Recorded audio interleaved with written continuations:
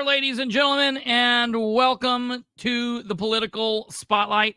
I am your host, Kristopher H. Bilbrey.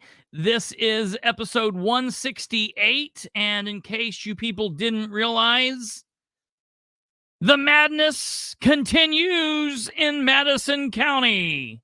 But I'm not going to be talking about it all on my lonesome. I know that you guys are absolutely in love with my face and my amazing hair. I didn't get cut today.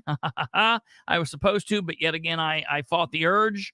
I didn't get my hair cut, so I am here. And although you love looking at my beautiful face alone, it's not just me, because as you see down at the bottom of the screen in yellow, we will have two special guests on with us tonight. Special guest, Dr. Katherine Callahan.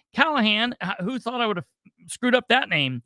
And Cindy, we'll ask her what her name is when she gets on here. I knew I should have done it beforehand. Ponchot, is that close? We'll find out. All right, we'll figure it out here in a second. But before we do figure it out, I knew I was going to. Right before the show, and the reason why we're just a little bit late tonight is I was on a phone call with one of our arch nemesis around here. I was on a phone call. Amazing when you call elected officials, you know, sometimes they answer. When you call those that are politicos in the political circles, you know, it's interesting who answers the phone and who doesn't answer the phone, and who will return phone calls and who doesn't return phone calls. And I will actually say that there is a subsection of political creature out there that I would say is like a political psychopath or political sociopath, kind of. But amazingly, I can even divide those into two categories.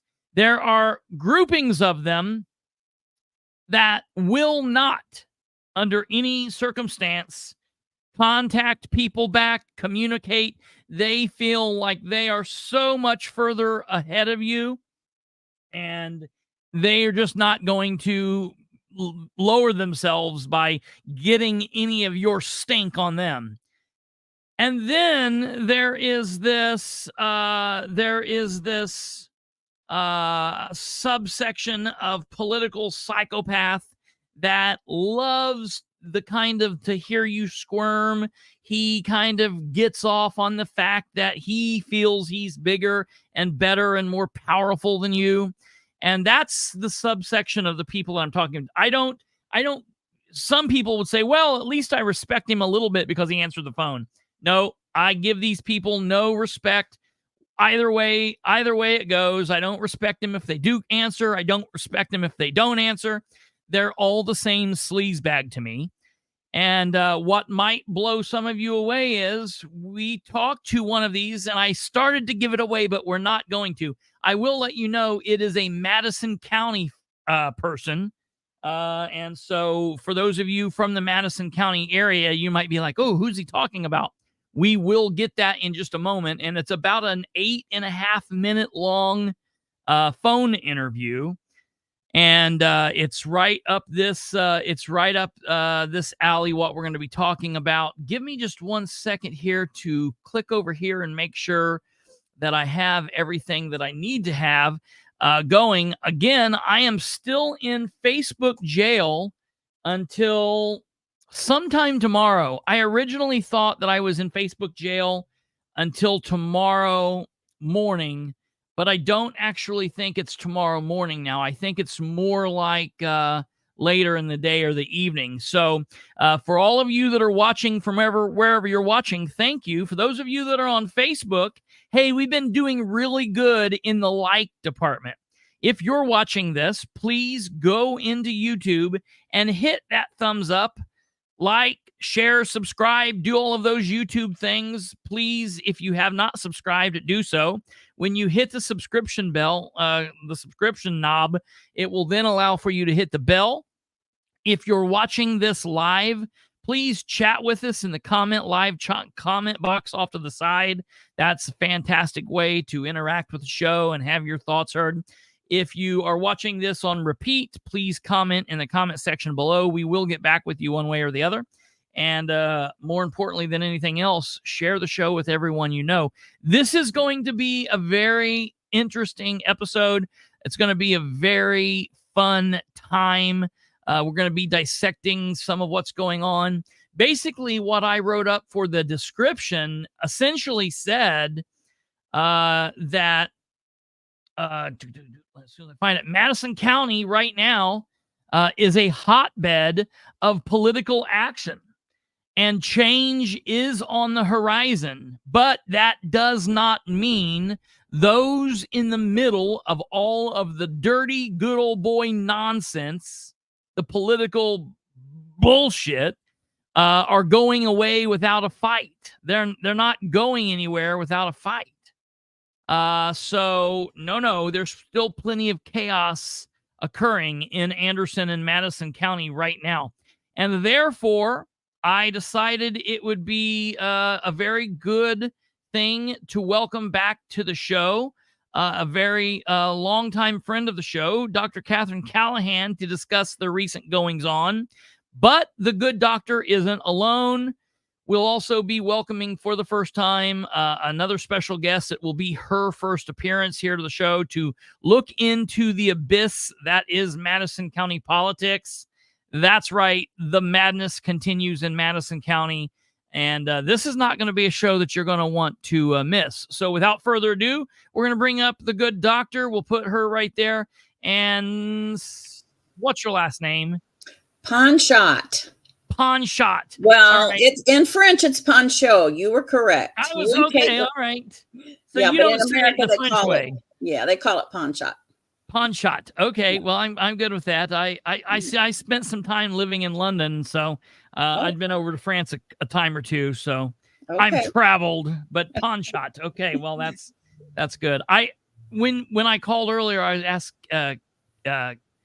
There's too many K and C names. I talked to Kate and I said, hey, are they still coming on? And she's like, yeah. Our other guest couldn't come on tonight, Katherine, I think. Okay. I don't know if Kate told you. No, we're going to have to get with him another time, but he had something else come up. So we'll get with him when he can. But I was going to get with you guys and say, wait, how do I say her name? But then this phone call came up and I didn't get a chance to do that.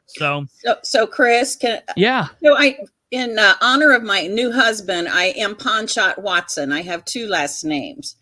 Okay, Ponshot Watson. So yeah, somebody just said, what's up, Doc? I married Doc Watson from Anderson. Everybody knows him as Doc. Oh, okay, so I'm Ponshot Watson. Cool. Yeah. I like that. That's like that's kind of a cool name now. All right, I like that. So yeah, all right. Well, that I can definitely say. Yeah. Alva gets it. Alva gets it. He did it exactly right. He put pawn shot.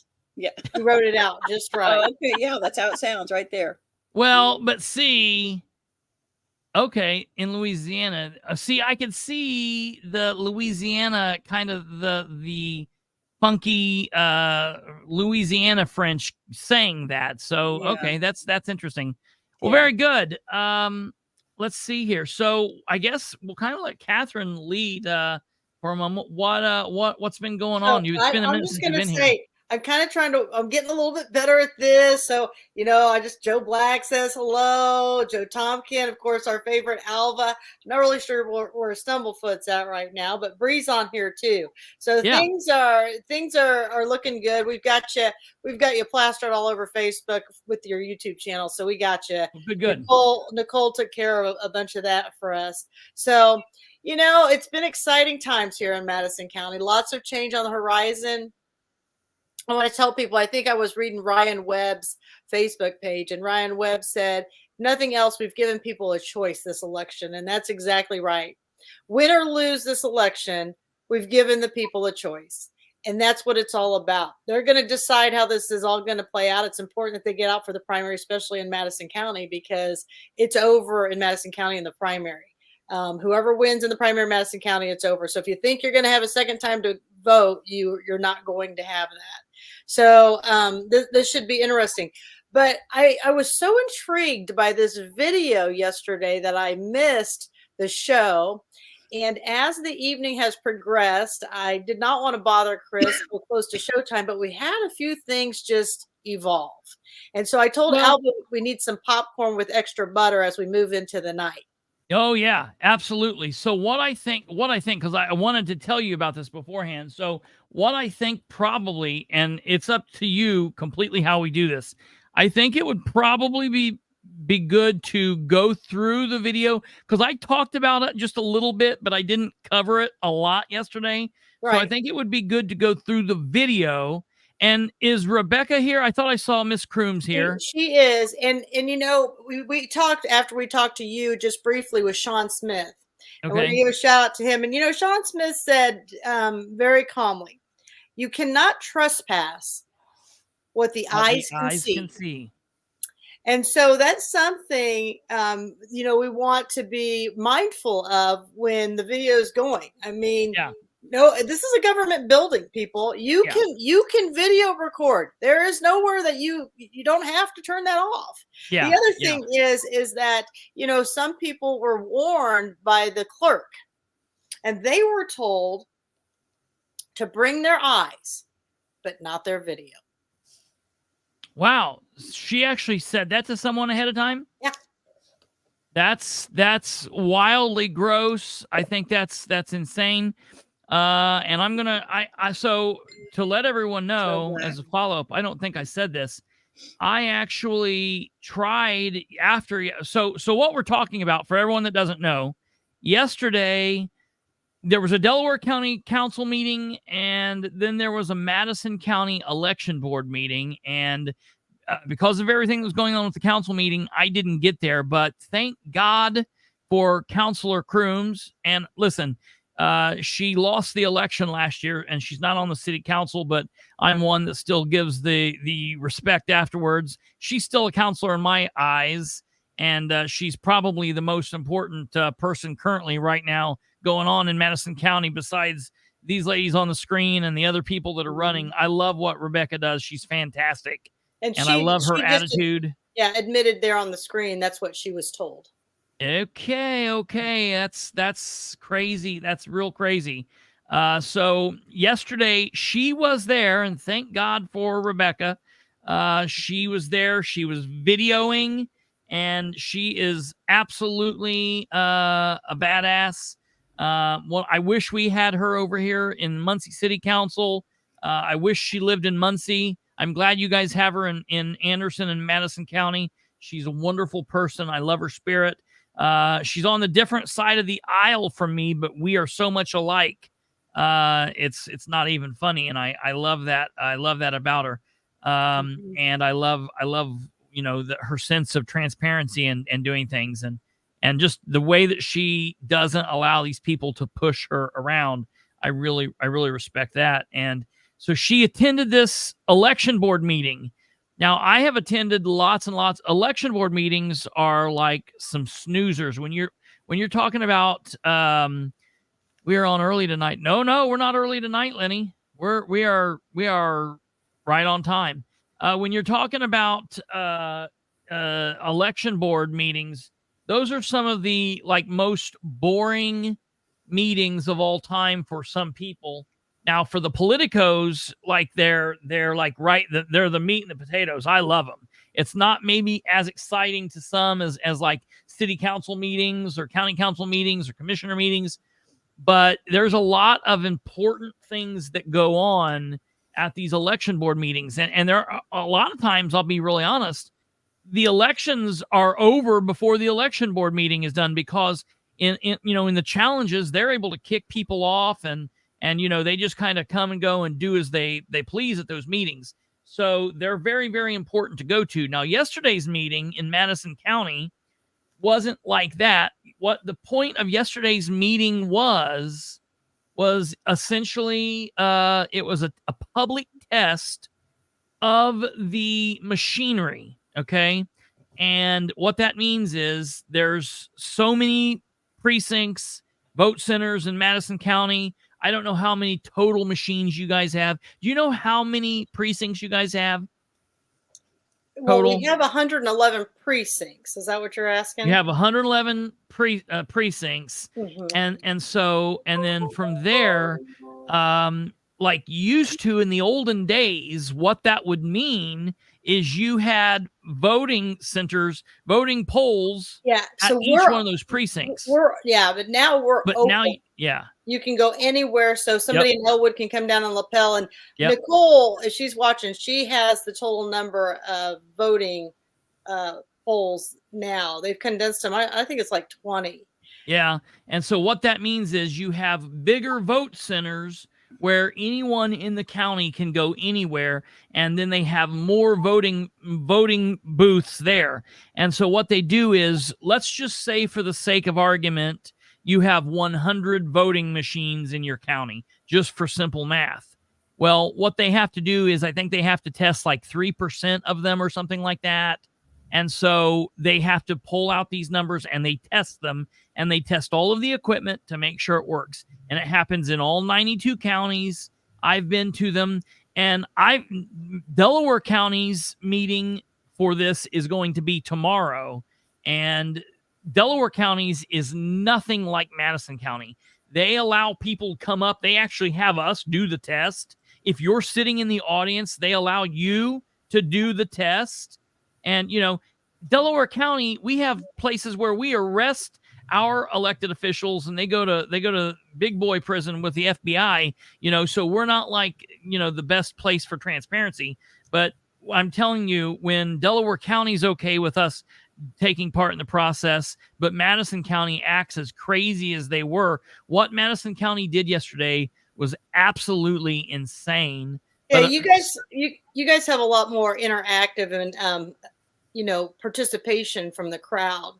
And before we even talk about the election, I want to talk about the very beginning of this video. Now, some of you will find this boring, so I'm going to have Kate play that very beginning when they pass this resolution, okay? And then it stops about at the 4 minute and 30 seconds. And then which video are we pulling up, Katherine? The Rebecca Crooms. Okay. All right. Okay. So the first 4 minutes, I want you to listen to this, and then we're going to jump to the 21:40 minute mark where he clarifies that, when Rebecca's like, let's talk about that resolution you just passed. Okay. This is how they truly stack the deck in Madison County. Getting this pulled up here. Okay. Because it's very confusing on how they pass it. Here. And I thought if like somebody wasn't supposed to be on the election board, or they're sitting in for somebody, they were supposed to announce that. And they waited till after they passed the resolution to announce that Lannon wouldn't be there and that Terry Austin would be filling in for him. I thought that was a little backwards. Real quick, if you can you tell us who's supposed to be on your election board? So it's the ex-Senator Lannon.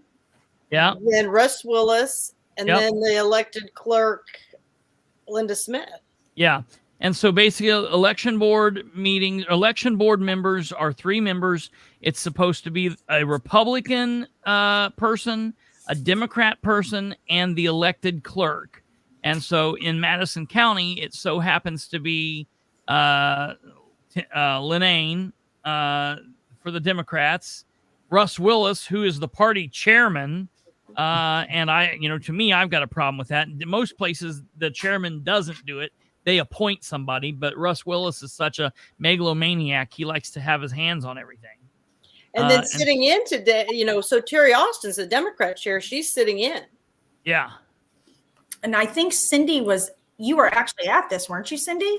Yes, I was there. There was about 10 of us. I didn't count all of us. I didn't count a number, but there was around 10 to 12 of us that were there from the public. And that included Rebecca, who was doing the videoing. So, and I think most of us were there because we're questioning accountability and transparency. And I think that's the reason why we were there. I didn't ask everybody, but it seemed like everybody was on the same page that I was. We want transparency. We want accountability. And I was just shocked that they put 3 election officials behind those machines instead of the public. I really was. I don't know the laws about it, but I thought, wow, that's really weird. The other thing is, if you'll notice, we weren't allowed to sit in the first 2 rows. They had those. There was a sign that says we weren't allowed to sit in those first 2 rows. We couldn't get close to the machines. Tell me why. Tell me why we weren't allowed to get close. I heard that's because the machines are so sensitive, they didn't want anybody getting close to them. Well, then if those machines can be manipulated just by your mere body vibrations, I don't know why they're using them. So. Well, I'll tell you. So I'm going to break the news here. We're gonna watch this and we're gonna get all into this. But I'm gonna let you know here in just a little bit, ladies and gentlemen, we will have an exclusive interview with none other than Mr. Russ Willis. And he's going to tell us quite stupidly why they're so concerned. And it just made no damn sense what he was saying. But he makes just a stupid remark as to why they're so concerned about this.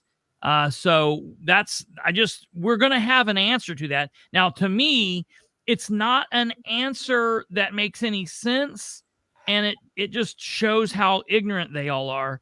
But he does give me, I talked to him for about 8.5 minutes on the phone call. I hope Russ is watching or a Russ fanboy is watching and runs back and tells him. We are going to play his phone call on here, unedited, unscrewed with from point A to point B in beginning to end. But we're going to let Russ speak for himself. But okay, you wanted before we get going here. So listen to this. Listen to what they passed. This resolution here. Listen to this. Okay, we got 129,000 residents in Madison. 129,000. I didn't hear this, but I think I know what this is going to be. Now I'm at the election board meeting and the public viewing of the machines. The meeting hasn't started yet, but they got a different setup. They blocked off the first 2 rows. So I'm kind of back here. And Miss Cruz always sits in the first row. Yeah, right. So they knew what they were doing. Sure. Zion Baptist. So they should be starting any minute. So as close as I can get. The lady standing down here on the gold is a worker for the election machine system. Russ Willis is the man standing behind the American flag. I'm surprised it didn't just burst into flames. That's ex-state rep Terry Austin, who's the Democrat chair, standing there to the left. Yeah, there's Terry Austin, and we're waiting. Oh, no, Linda is sitting down. I can just barely see her. She's like, where's Waldo? Linda is sitting down right here through the machines. And then over in the gray suit next to Linda is Jeff Graham. He's the county attorney. Testing of the machines by the election board. And then I would assume the auditor's office employee to take notes or to take the minutes. The attorney. The attorney's there. Well, the attorney's in the gray, but who's the woman? They didn't say who she was. I would assume I think she's from the auditor's office to take minutes. Did you guys have to sign in? Yes. Ah! I knew it. I don't ever sign in. I would tell those people where to stick that. I was hoping we would have public comment. I was hoping it allowed us to have public comment, but it didn't. Miss Austin must be setting in for Tim Lannon. He canceled all the meeting, by the way. There was supposed to be a meeting, public meeting. He canceled it. Started, yeah. I'll go figure. They tabled the minutes of the last meeting and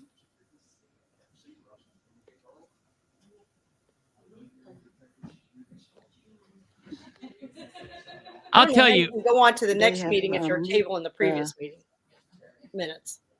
The testing of the machines. I have never met another elected official that is as scared as Linda Smith is. They didn't bring in the iVote. Linda is afraid of her own shadow. Who's her boss? The people. Well, no. After you see how Russ is behaving Russ Willis. video, That's who she's afraid of.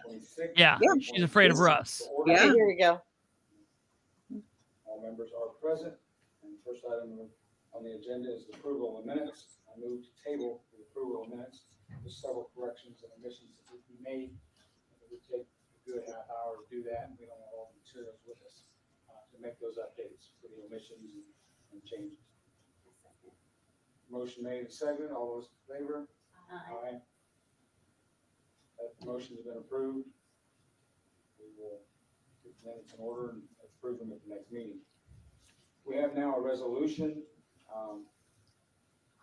This be resolution 2024-02. I think we have one. Yes. Resolution 2024-02.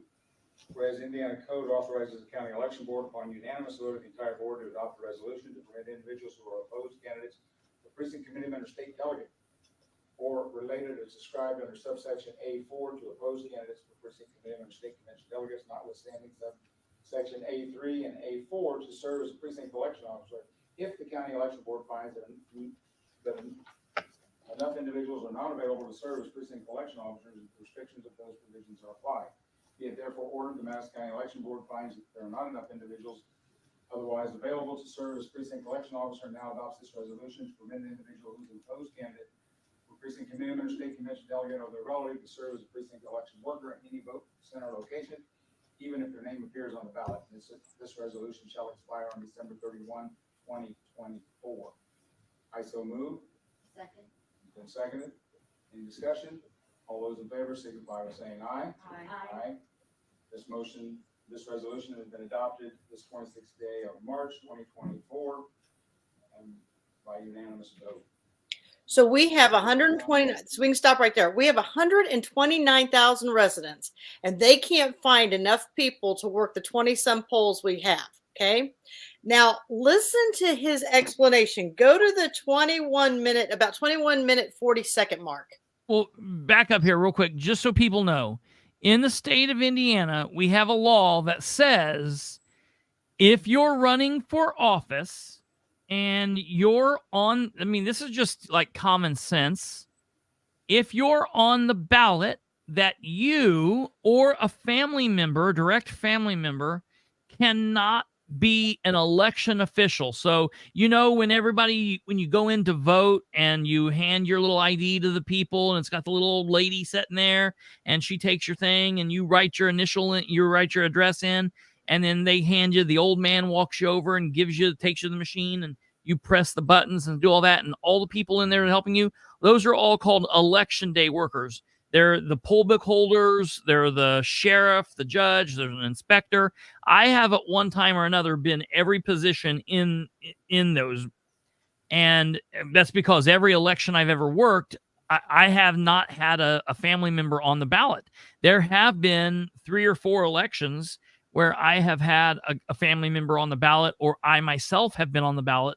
And because of that, I was unable to work, because the law says that you cannot work in there if you have a family member on the ballot. If you have someone that has something to gain from the possibility of any kind of impropriety, they make a law to remove any kind of impropriety unless the election board votes otherwise. So now you said move this ahead to where? Move it to the 2140. Where Ms. Crooms questions him about this whole thing. Okay, so 2140. Okay, here we go. We'll back up just a little bit before 2131. Oh, we'll back it up a little bit before. Here we go. Copy of that resolution y'all passed today. I didn't quite couldn't hear exactly what was that something new? Well, it depends. It's not something you do every time because you don't have precinct committeemen and delegates. Right. The state law allows that if you're a candidate, you can't work the polls. But precinct committeemen and state convention delegates are party offices. And so if the unanimous vote of the election board is that they can work the polls and be on the ballot if the election board approves that unanimously. Can't hear him. Okay, In order to be so able to man the vote center. And so what he and I want to double check. I want to make sure we're not talking about for office, like if you're running for sheriff or you're running for auditor, that you still cannot be. This is only I want to double check. We're talking about just precinct committee person and state delegate. And Now, he when I explains say it a little more like that. yeah, and when I say just, I don't want to make it seem like that means it's downplayed, because the precinct committee people, if the right precinct committee people get in, he's gone.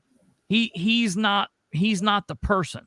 So, I want to be careful that people are aware that it's not every elected official. It's just the precinct committee people and the state delegates. But keep in mind, those are the people that appoint the lieutenant governor, and the precinct committee people do caucuses if an elected official leaves. So they hold important roles, and it's very, very important. I want to point out, if everybody listened to the resolution earlier, they are only allowed to do it if we do not have enough regular people to work those polls.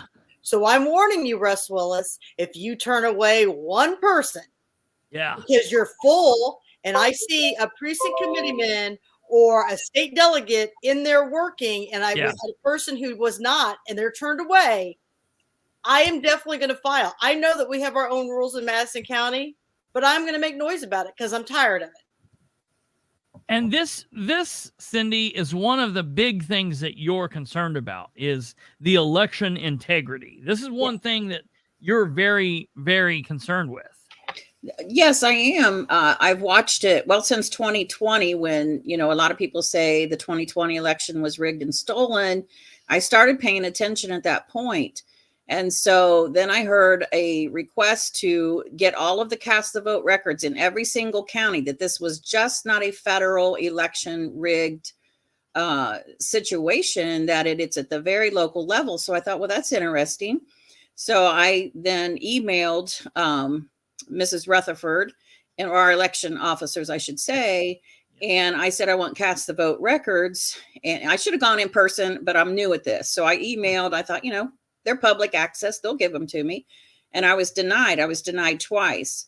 They did it within the 24-hour period that they're supposed to do it in. They have to deny it, or from my understanding, when a person requests public records, it has to be within a 24-hour period, either, accepted or denied. So, but I got 2 emails from her, and I'll have to look those up at another time. But that really, really irritated me. Number one reason, she said, well, for one thing, our machines don't give out that kind of information. Well, again, that's crazy. Then why do you have machines counting ballots if they don't give that information out? That was just crazy to me. And she denied based on some kind of code or whatever also. Again, I wish I had known more so I could have pursued this, but that really agitated me. And then it started making me think. I'm a critical thinker.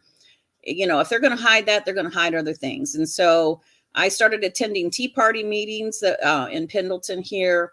And that's where I met Katherine, because she was videotaping. I thought, this lady's wonderful. She's videotaping all of this and getting it on record, because you have to have receipts, or you're not going to win anything.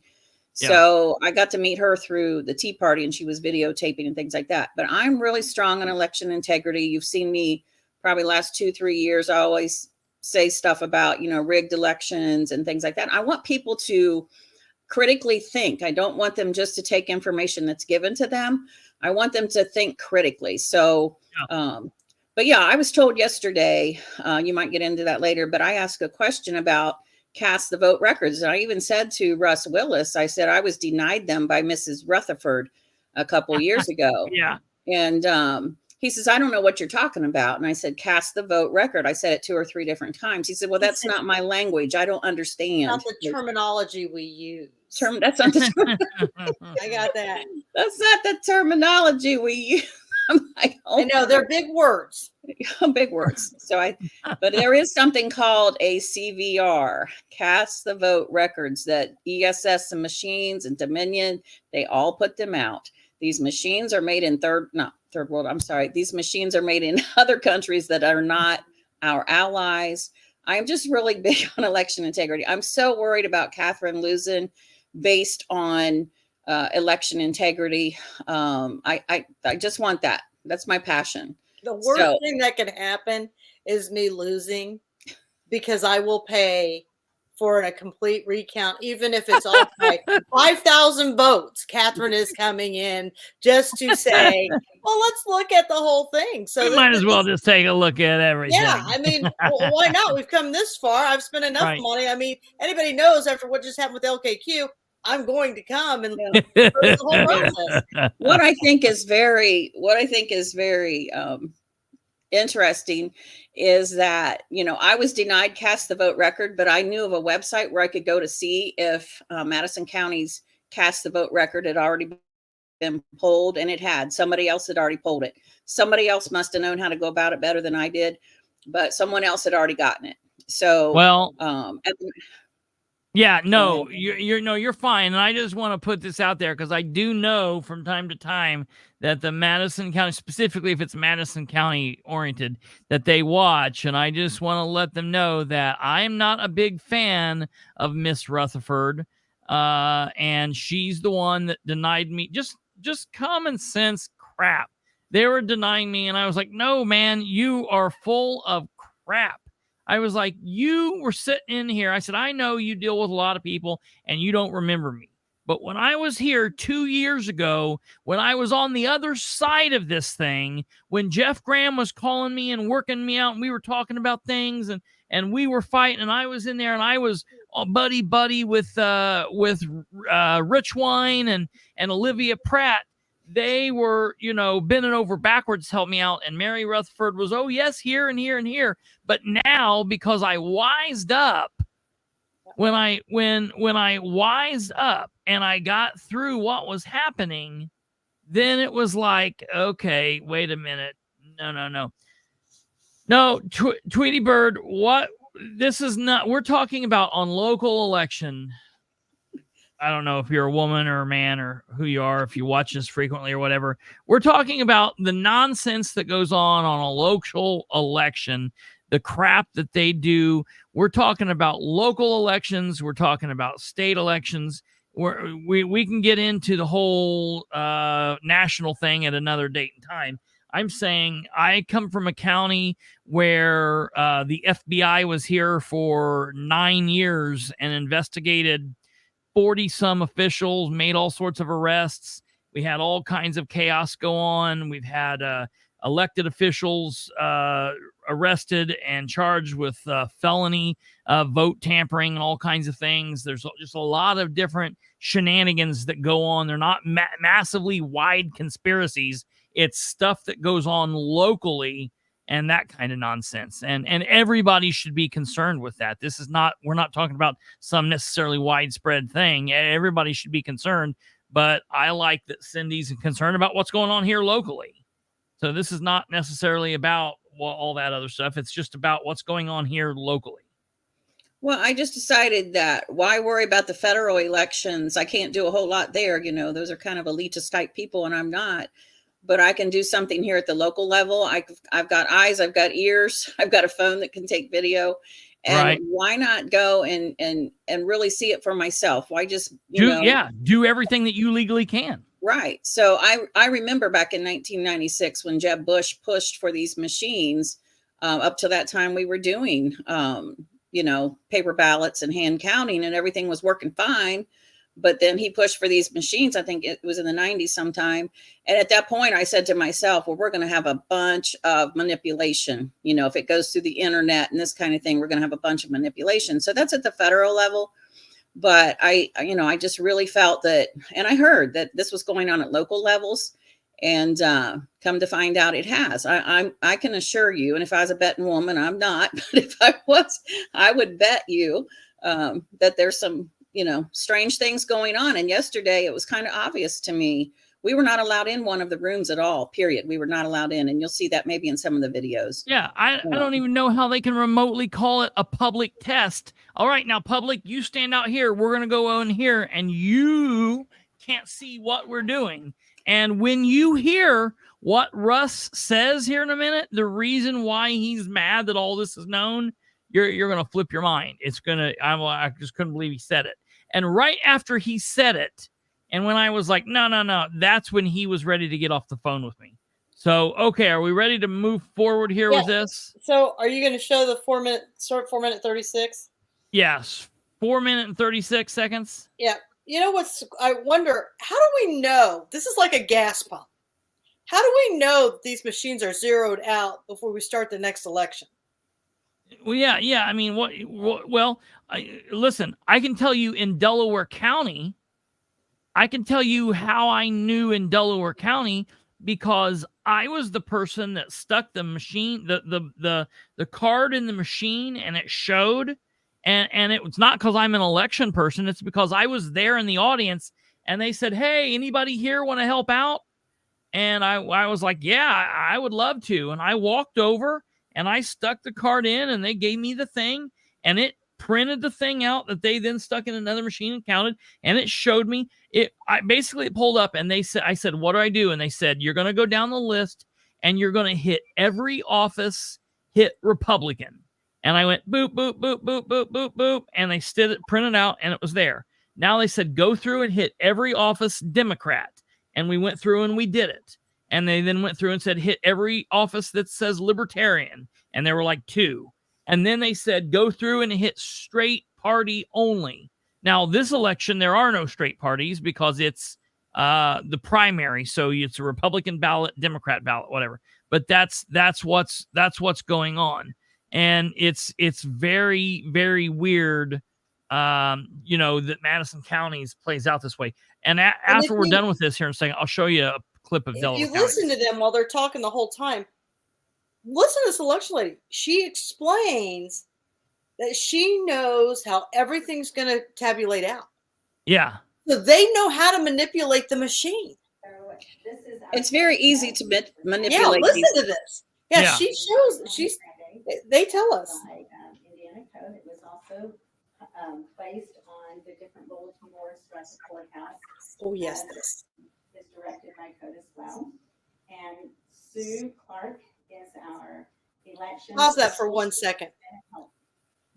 Linda just said that she followed Indiana code, that she published this within the time frame, which she is correct. 48 hours before it has to be in the paper. But if you read the code, and I wouldn't found it in the paper, it was in there. Yep. Just to publish it in 2 papers. Yep. If the county has more than 1 paper. So they're really not in compliance. Yeah. Indiana. Yeah. And Catherine asked me this question before this. I said, let me take a look and let me read it.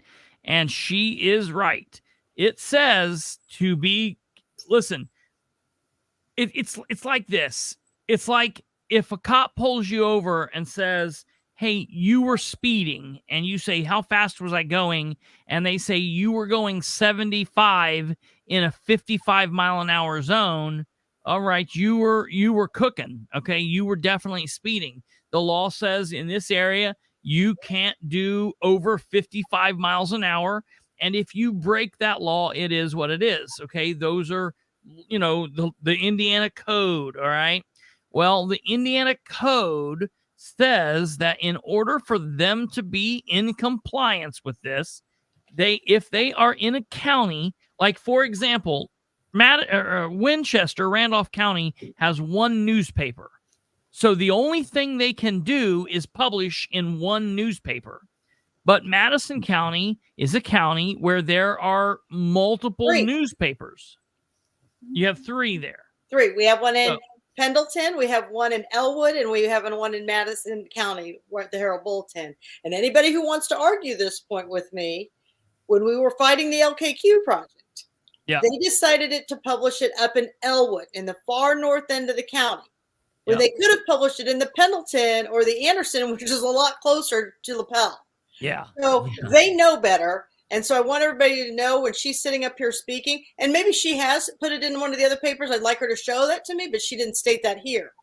Yeah. So it was 2 papers there, Miss Clerk. Yeah. Yeah. So FYI, they are technically not in. Now, nothing's going to come of that, but they need to know that, that they do skirt. Listen, the problem is if you're willing to a lot of times they don't come just right out and clearly break the law, because if they did, it would be really easy to see things. But it's that old adage of the, they just go just enough. If you take that piece of plastic in your hand and you bend it, but you don't break it, and it creates that white part in it, and it kind of warps it, they bend it just enough to where it's ever so slightly changed. And if they're willing to do that on some things, what are they willing to do on things that we don't know what they're doing?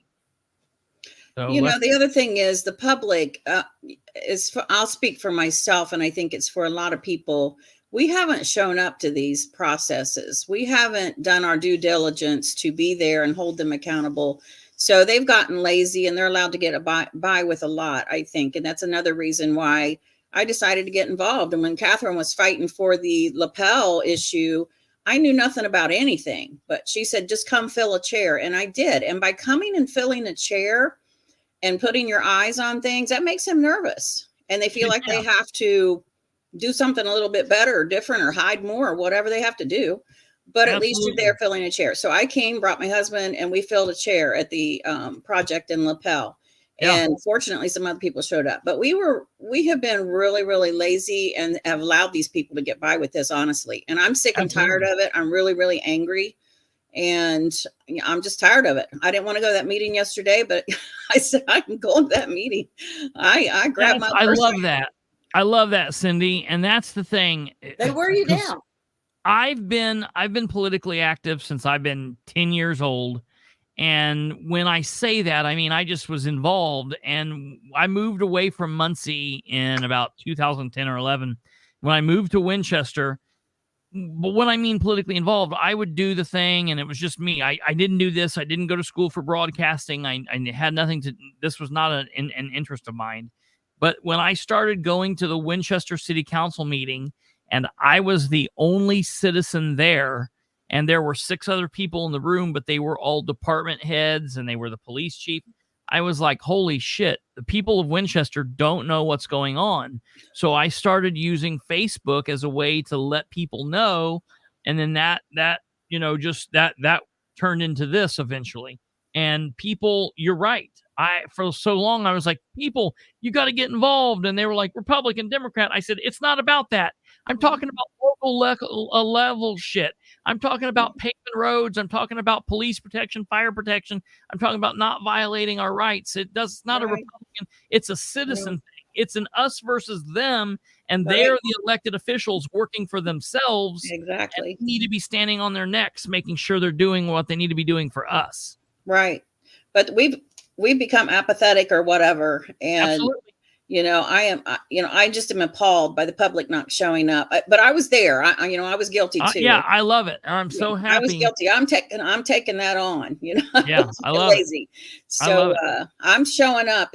What I can show up, and I'm putting the pressure just by being there. I'm putting the pressure on.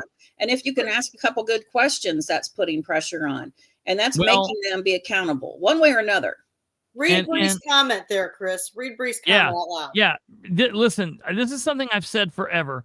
Bree is a young woman who's recently got involved. She's in her early 20s. And I say most people don't get involved in this. Most people get involved in politics when they hit about 40, 45, when they're like paying their taxes and someone puts a fence on their yard and they get mad and they go down and then they realize, hey, something crazy's going on. But we need to start waking people up all over the age spectrum. Bree's in her early 20s. She said, I was raised to not talk about politics or religion publicly, but I'm so mad I didn't know the importance of paying attention to local politics. It's actually insane. And I will tell you that's how they dumbed society down. You're right. If you look back and you think back about their talk about ancient Greece and ancient Rome, when the philosophers and the people would sit out at the town square and they would talk about religion and they would talk about, philosophy and politics. That was an educated culture. And they've told us, speak when spoken to, don't raise a stink. You don't talk about politics and you don't talk about religion. And now we're getting screwed and going to hell. And, we need to wake up and start talking about politics, and we need to start talking about religion and waking people up. Definitely. I was raised in a home without television. We weren't Amish, but we had no TV. Mom and dad were very religious, so to speak. But mom and dad spoke about politics all the time. And I remember, talking about JFK and J. Edgar Hoover, and dad just went ape. He would write the presidents of the United States. He would write them letters, and say, Russia's going to take us over. Or they're going to have, So I was raised in a politically charged home and a religious charged home.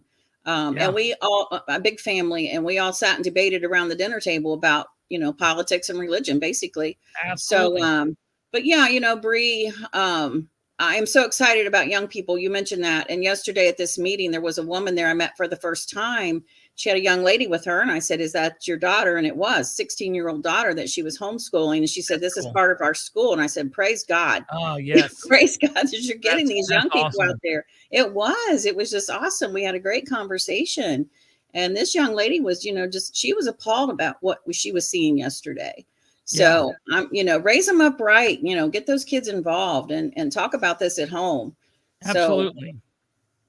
So, all right, let's play this here and see what happens. They're getting ready. She's going to be conducting the test for us today. So if you want to go ahead and get started and just explain a little bit in introduction. If I made one clarification, we do have a proxy appointment to the election board today for the Democrat representative. Tim Lannon, Terry Austin is his proxy. Paperwork is properly filed. Thank you. Why wouldn't you said that at the beginning of the meeting? Right. And they voted. Yeah. That's 5% of the equipment that's sent out on election day. 5% of the equipment is 1.5 DS200s, which is your scanning equipment. So she said 5% of the equipment, and that would be 1.5. So they brought in so they brought in double that. That was weird. We said what? When he was talking about it was his rule. Oh yeah, I hope they bring that in. Yeah. Chose to make sure that we have 3 of them instead of 1.5 or 2, and that will give us an extra machine to test. Well, isn't that nice of them? What we have done is we have pre-marked some ballots, both the express vote cards and a regular paper ballot. We have done a pre-test with results that we will rerun like we do an audit, and they will match up those. Okay. This is really weird. So I didn't catch this yesterday because I was live streaming it and I was focusing on people. So what she said is they have already done the test. Yes. The test was done before anybody walked in this room. That's what I said. They're going to show you how they can manipulate the machines. And right so here. What they're doing is they're rerunning this through. So what this is like if the election is over and you have a race that's come down to 16 votes and the person the loser challenges and says, okay, I got beat by 16. I want to challenge this. So they do an audit and they rerun everything. And that's what they're essentially going to do. So they've already voted in this imaginary world in this test. And now they're going to run these machines for the test. So, okay, let's watch what they do. Totals to the ones that were pre-run. And the election board will take each machine. As you can see at the top, this is public count 0, public count 0, and public count 0. Public count 0. So that's the same thing that they did. So in fairness, now we can't see from here, but in fairness, if those machines say that they're at a public count of 0, it means there's no votes have been ran through. I mean, so that's technically good, but we can't see from here. So only those people can see. Right now, we're just going off what they're telling us. They ran a ticket, but they didn't show it to us. They ran a ticket that said 0-0. Yeah. None of us understood this because it was not the machines we were voting on. We did not understand this part. And regular face ballots that they would send out as absentee. Are you taking any questions? Am I taking any questions? No, not at this point. Not at this time. Somebody that's not even on the election board answered. How They've could she already know? Or pre-met. They already pre-met, so she'll know how to handle the audience too. sure, yeah. I didn't know what was going on. I expected to see the voting machines that we Yeah. punched. Yeah, me too. This is weird. Yeah, I didn't know what this was. This is so weird. We were asking questions. What kind of machines are those? We don't know what those are. He said they were brand new. They'd never been used. 7, They bought them 2 years ago. again, by code, you only have to do a certain percentage. We did 7 this time, mainly because of the different state representative districts. We wanted to make sure that we were proving that every state representative district got tested. So that's why we chose the 7 precincts rather than 3.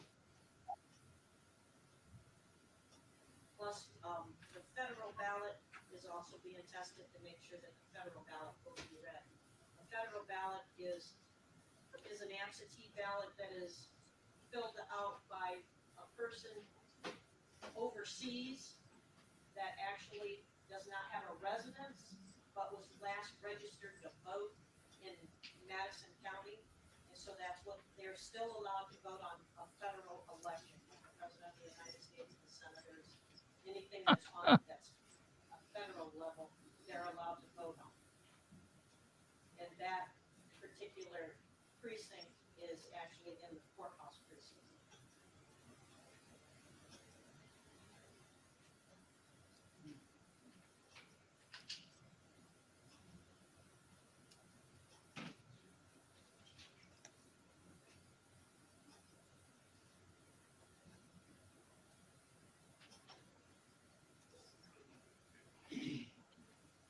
Now, at what minute mark are we at? We are at 9:04. So go to 1344. Yeah, because this just goes and goes and goes. So The same thing happened. We see the back of their head. Nothing happens. 13 what? 44. About that. Okay. Right there. Next, we will go to the second floor to the tabulation room He says, next, we're going to go to the second floor tabulation room and tabulate the results. and tabulate the results Sure that they come out properly. In all the years, which is many that I've been doing this, and make sure they come out popular or make sure they come out proper. And all the years we've been doing this, we've never had an error. We had a power outage. Yeah, right. We never had an error. I mean, I would consider the power outage to be a mistake. I mean, it could be a God thing, but it is what it is. Yeah. So listen.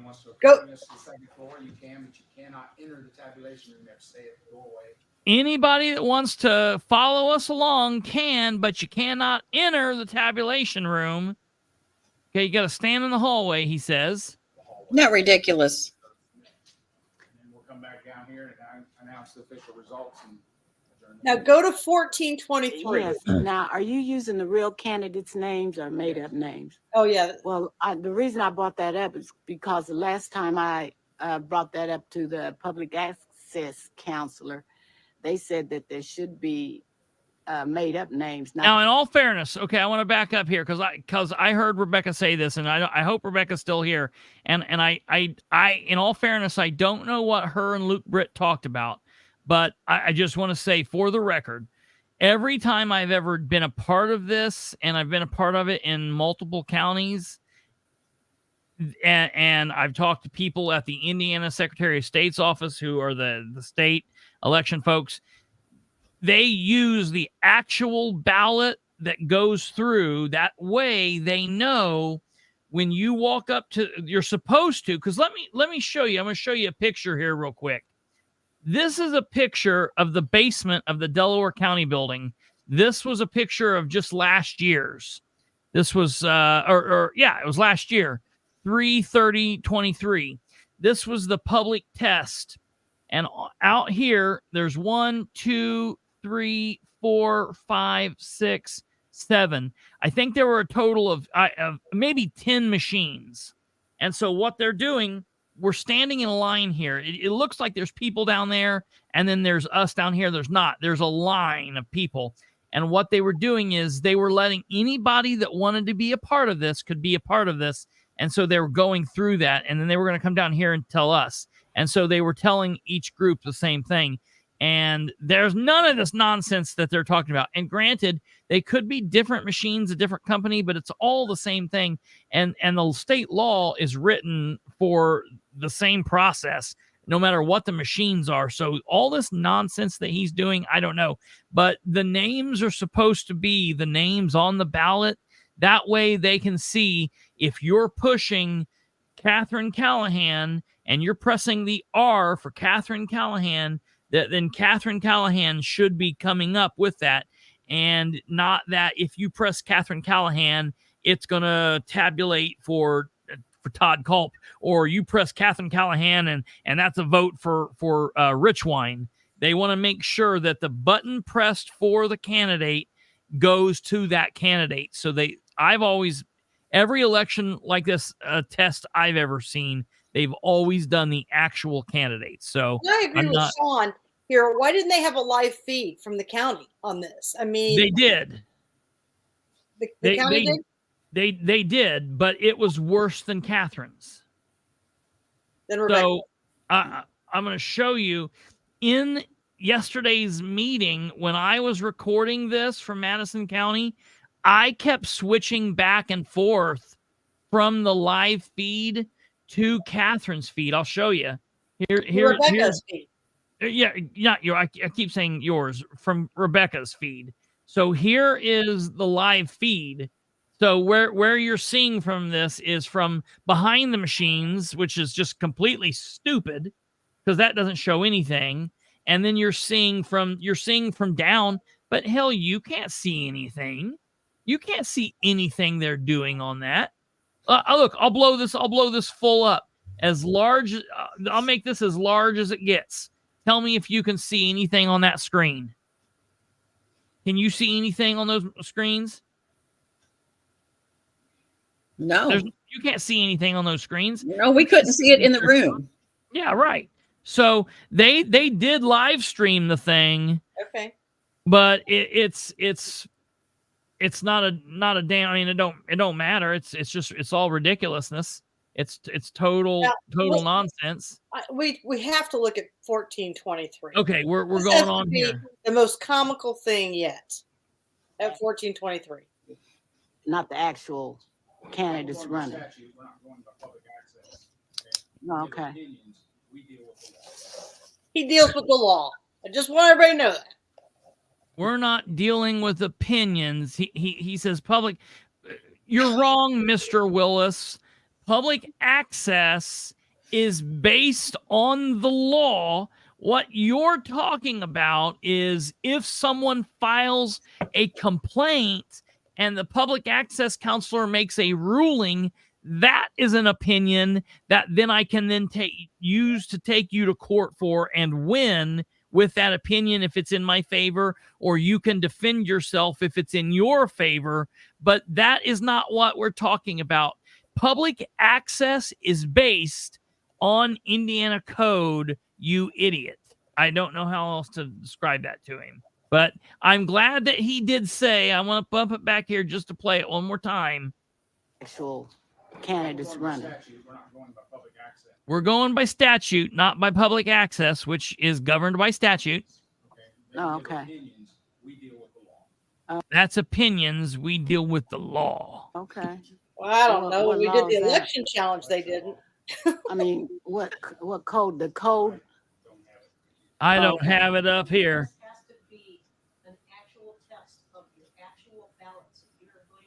Did you guys videotape where he says it's Russ Willis's law? Did you guys videotape that? Do you have that clip? When did he say that? Rebecca should have it. He said this is Russ Willis's law. I understand the attorney I for think the we state might. said something different. That's why I was asking. But you're saying that doesn't matter. Okay. Who filled in all the ballots? Who filled in the ballots? When did you do that?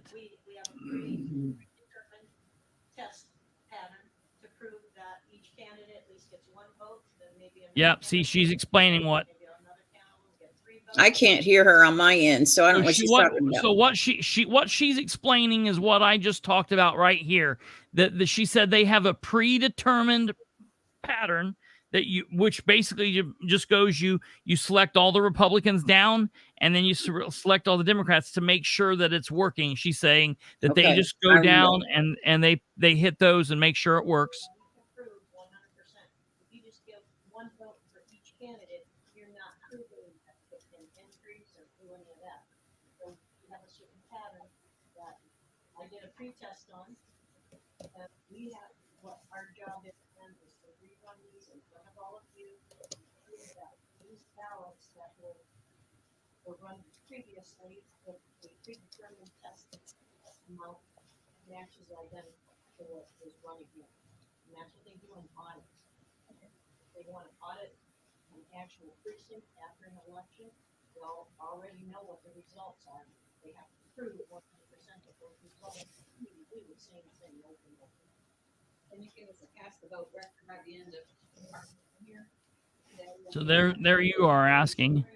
Are we able to see a pretend cast the vote record tabulation off of the machines? We got the tapes and we got reports that that's up to them as to how you examine them. I'm not sure. So that's I got one here, no candidate filed, shows up 0. So Cindy asked essentially if they can if they could see what I was saying that we could see at the end of our test, if they can see like what they did when they cast the vote, can we see what that looks like? And Russ is like, well, right here we've got no candidate filed, so there were 0 votes. Okay. Well, still, that's him reading off of something and not Cindy seeing it. So, I mean, did you feel confident in that, Cindy? Oh, no. No. Really? No, cast the vote records. Yeah. There's 2 different ways you can get that record off those machines. And he basically doesn't know anything about it, he says. Yeah. Mary Rutherford said the machines don't send out a tabulation. So that's the answer I got from her. And if you watch his body language, he's not really interested in what any of you have to say. Oh, no, he doesn't care. I mean, look how disrespectful he is to the audience. Yeah. Mm-hmm. Yeah, we would just like to see like a digital printout or something that it's called cast the vote records that these machines put out. And if you people from Madison County are here, please don't go anywhere, because here in a moment we are going to hear from Russ. And Russ has a message. You guys didn't even know this. Russ has a message for all of you. Well, let's do that. Let's do that. Let's do that. All right, hold on. What I want to do is I want to show this real quick. So basically, they leave here and they go upstairs. And this is what Sean's talking about. There was no live feed in this room. Okay, yeah. So yeah, he's right. Okay, there was no live feed in this.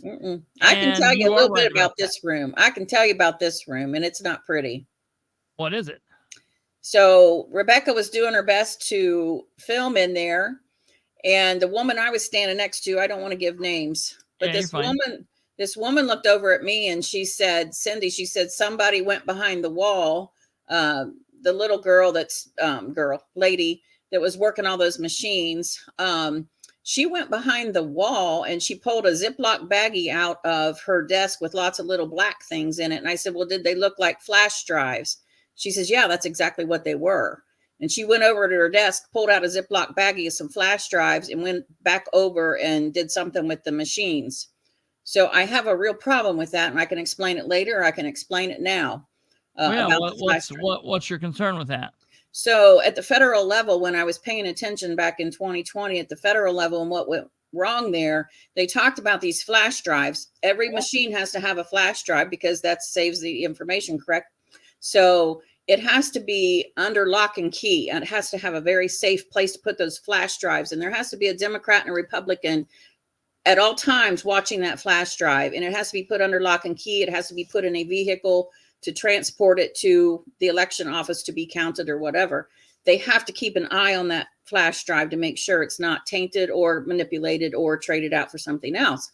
So I was standing in the hallway as the other 8 to 10 people were, and we had gotten to the top of that floor, and I was trying to converse with some people on the phone. I was watching Rebecca's feed, actually. I was watching Rebecca, her live feed, and I was chatting on that. But I hear out of one of my ears, I hear this lady who was working on the machines yesterday. She says, hey, Russ, do you know where those flash drives are? And that triggered me because I have done a lot of listening about this, okay, for the last 4 years. I'm like, oh my goodness, they don't know where these flash drives are. So maybe you have it on the video. I don't know, but I questioned them. It's at the 2650 mark. Okay. I So questioned them. We're going to see that. And what did they say when you did? She said, well, this is just a test. And I said, well, the public's here, and I would think that you would, act Explain like, all, yeah. She says, well, we knew where they were.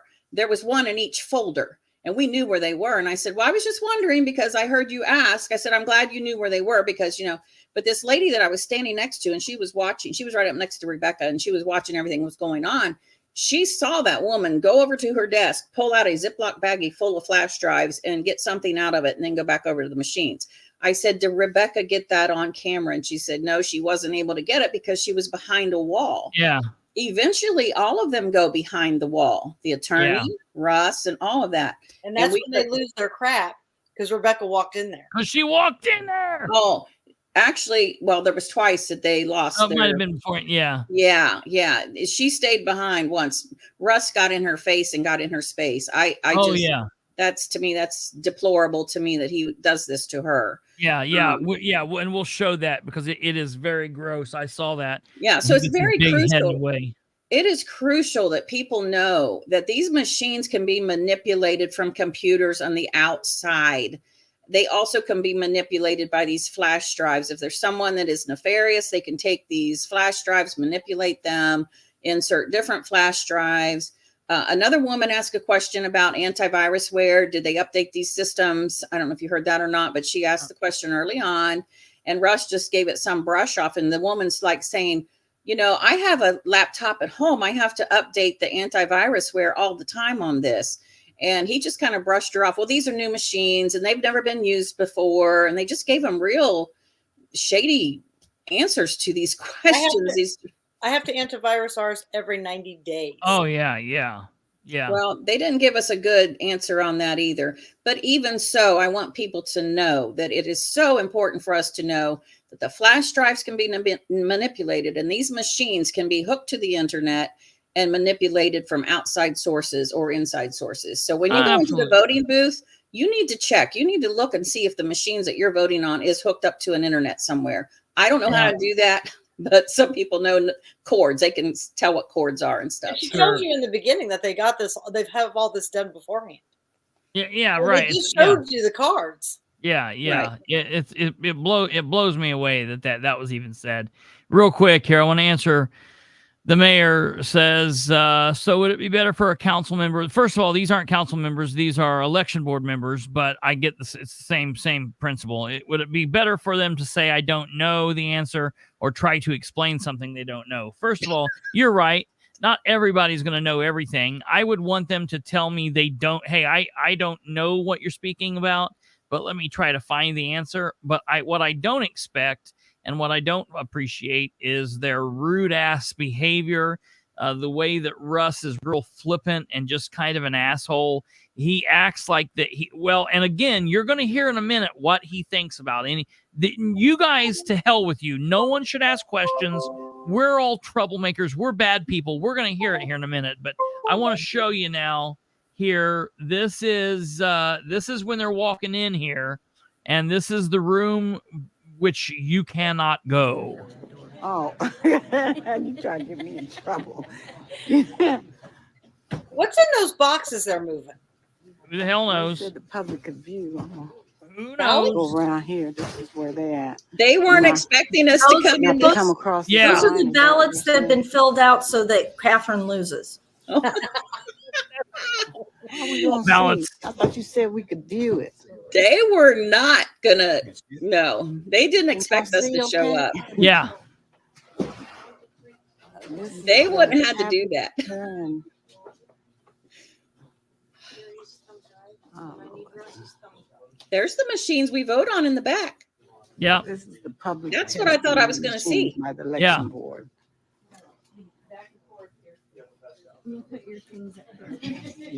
Those are the props.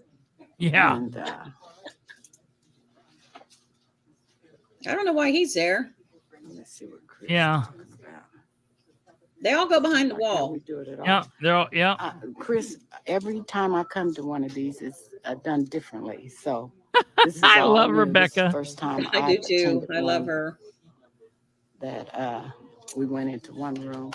Now Linda saw that Rebecca's starting to creep in, so she's like, "Oh, I got to get ready to go tell somebody." She's way over here.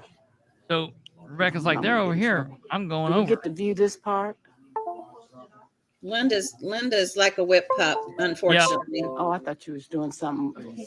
Please exit the room. Here he goes. Here he goes. Meeting. You got a big boy. Well, I thought you said we were supposed to view it. Okay. Okay. That's why I walked in there. I didn't know if it was something that we were allowed to view, Gross. but it wasn't. So no problem. I get all upset. Oh, okay. All right. That must have See, been. you get me in trouble. There's that lady there. Lisa. And it's only going to get more fun as the weeks and months go. Yeah, I didn't want to say her name, but No, you're Better. That's what I mean. More fun. I didn't say her last name. what? Oh, Yeah. So they're going to be. What y'all gonna be doing in here? Watching, just like you. I thought there was gonna be. he thinks he's funny. Yeah. Thank you. It's not funny. I was so angry. Yeah. He's County so clerk, I mean, county. he's so disgusting. I was so angry. Okay, so this is doing the same thing you guys did downstairs. And then you're going to Yeah, compare it Alva. to the long strip. Okay, that makes sense. This is where all the early and absentee ballots get run through. Okay.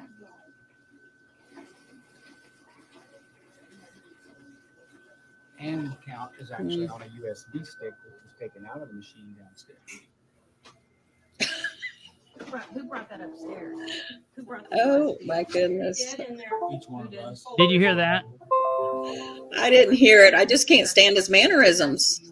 Yeah. I didn't hear what he He said. brought the USBs from downstairs. They brought some USB sticks from downstairs. He said. Yeah, that's me Each- questioning him right there. Yeah. He's like, each one of us brought in the envelope. In your folder. You didn't tell us. Yeah. You didn't show us. If you notice, I don't think he was carrying a folder when he left the other room. I didn't see him carrying no He was folder. carrying a receipt. He's carrying those receipts. Yeah, he's held on to those receipts the whole time. Public then need to both have it and view at all times under lock and key. That's my understanding. So when I was standing here and I heard the quote say, "Russ, do you have it?" Or that You're there was a correct, question. but this is a test, so it didn't have to be under. Yeah, but the lock and public key. is here to see I'm if explaining everything it to you, is. ma'am. Jesus, I can't stand him. You see, His eyes were bugging. read Sean Smith there, Chris.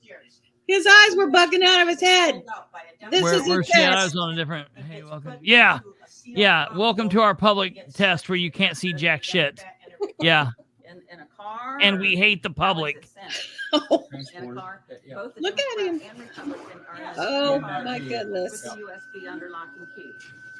Karen's asking, retrieve the public drives from where? I know where he retrieved them from. Yeah. He's been carrying them up his ass like Yeah. that watch for all these years. Yes. All we're doing is proving that the programming is correct. Okay. We're not proving any methods of what happens here. All we're doing is proving that. That is such an ignorant, stupid ass answer.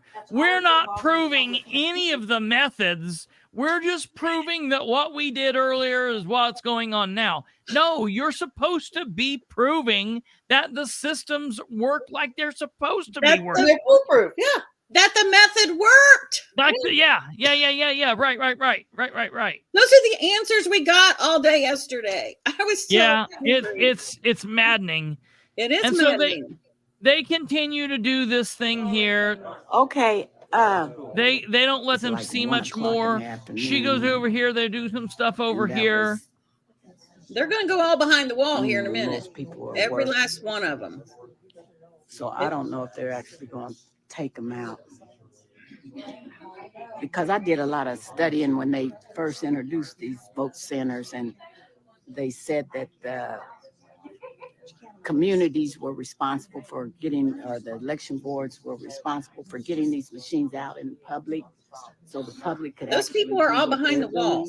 Yeah. And I don't know if they've done it this year, but the last clerk, this young lady here is new, but the last clerk took them to the county fair and talked about how people came into the booth and got the feel of it.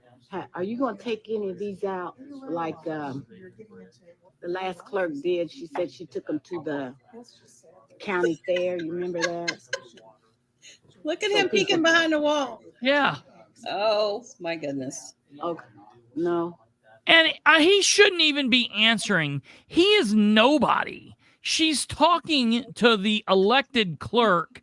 Yeah. Russ is the head of a Republican Party. He is nobody. He should not be. It's amazing here that he's nobody. He's not an elected official. He's running the show, Chris. He is running the show. Right. Yep. It's gross. It just angers me. Make that determination. Well, the reason I brought that up, Linda, is because when they first start talking about vote centers, one of the selling points when they sold it to the Congress to get all this stuff approved is the fact of education and getting the public familiar with these machines and how to use them. And that was part of their what? Well, you got new people coming in every election. Yeah, you're right, but still, that it didn't say just do it that election. What's her name did it last when she was in office. She took it to the 4-H fair. See, they're not telling us what they're doing behind the wall. No. Talking about trying to get them at some of the churches or centers. Yeah, look what's going on over here. The attorney's back there too. They're all back there. We're out in the hallway. This is so stupid. This is so ignorant. This needs to be sent. I want to sit down with Diego. This line, why you think you're going to do something? No, I don't think so, and I'm not very happy with Diego. But I would like to. I would like other people to see. This is ridiculous. Well, the news needs to put this all up there. This is a disaster. Well, we need federal oversight. Anyway, in Madison County. I was trying to get at the point that these. I'm still confused. Weren't we supposed to see if in public our machines that we go in and punch in and do our thing on the screen comes out right at the end? I mean, isn't that what we were there for? Yeah, I guess. We didn't see that. No, I don't know. Russ is like, I don't know why you guys are here. We didn't invite you. Russ said he's gonna call the police. Nah. he something going on around that corner. I don't know what. But I can't I love her. She's so good. You said we're supposed to do. Well, I thought this was for the public. I can't see around the corner. Hi, Charles. He ignored her.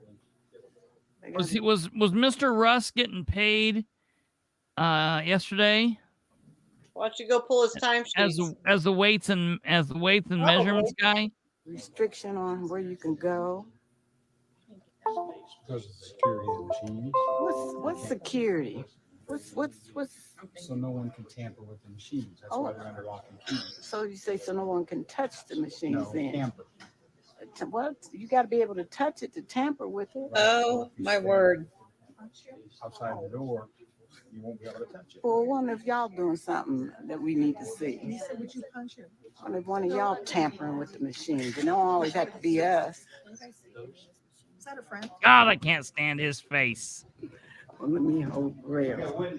Nobody's seen a thing. So someone came up behind us and said, I want to punch him.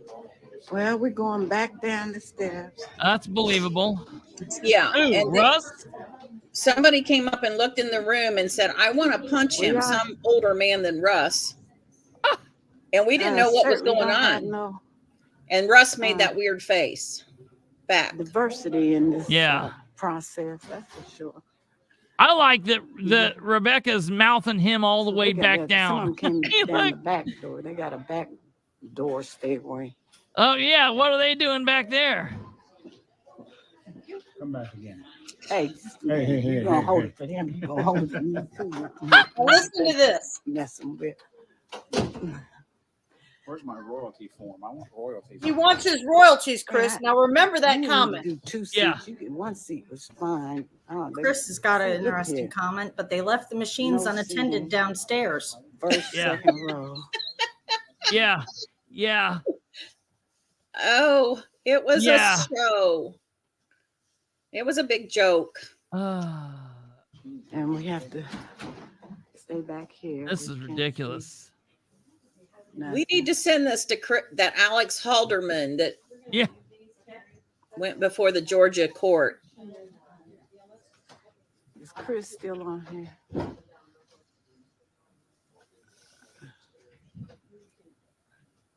Russ Wilson doesn't follow Indiana codes.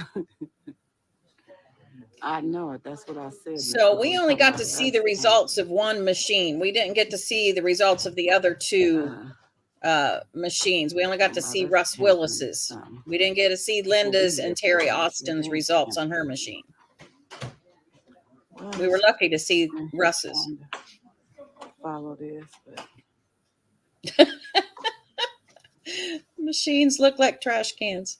Yeah, they do. I didn't That's know if you're exactly. still on here, Chris, or not. I was just trying to figure out what I don't know what they're going on. I was showing everybody no seating. no seating. Second row, so I have to stand way back here. I don't know. What We they're might doing. tamper with the machine. Yeah, right. But we're supposed to be Our able to elected officials are tampering. Yeah. see the- So angry with it. whatever they So put up there, frustrated. that it all matches. I love Rebecca. And like I said, this is the first time we went through this process. So this is a test. They don't have to. All right, here's what we got. We got the zero printout, which showed there were no votes on the machine before we started entering our stuff. We have the tabulation reports. And for the record, all of that stuff can be answered through record request. Okay. And we've already reviewed them, that they do match. What you match is. How did he get all those results since these guys only saw him do one? I'll disregard that, but in this column. Are you posing a question to me? Needs to Yeah. match. Yeah. Well, it's not one, so how's he got the answers to all of them? Because they were already in the envelope. Page, we're accurate. We reviewed them, they do match. You'll notice that Linda and Terry cannot get their stuff together. We never did see the results of their machines. We only saw, for some reason, Russ's is all done. And we never get to see the other two ladies' results on their machines. The line, okay? So I don't know. It was all pretty secretive. Yeah. The very secretive public We test. said we can look at them. So on machines that I've never seen. Yeah. got a couple more meetings. It'll be this evening because I got a 4:30 meeting. If I get done before then, I'll call you. I don't know. Now watch. Kristopher Bilbrey, I will call you. He comes and he sets that down there. Those are his results on his machine, I guess. Yep. And he doesn't want us Rebecca? talking in the microphone. He says, don't talk in the microphone, and he moves it.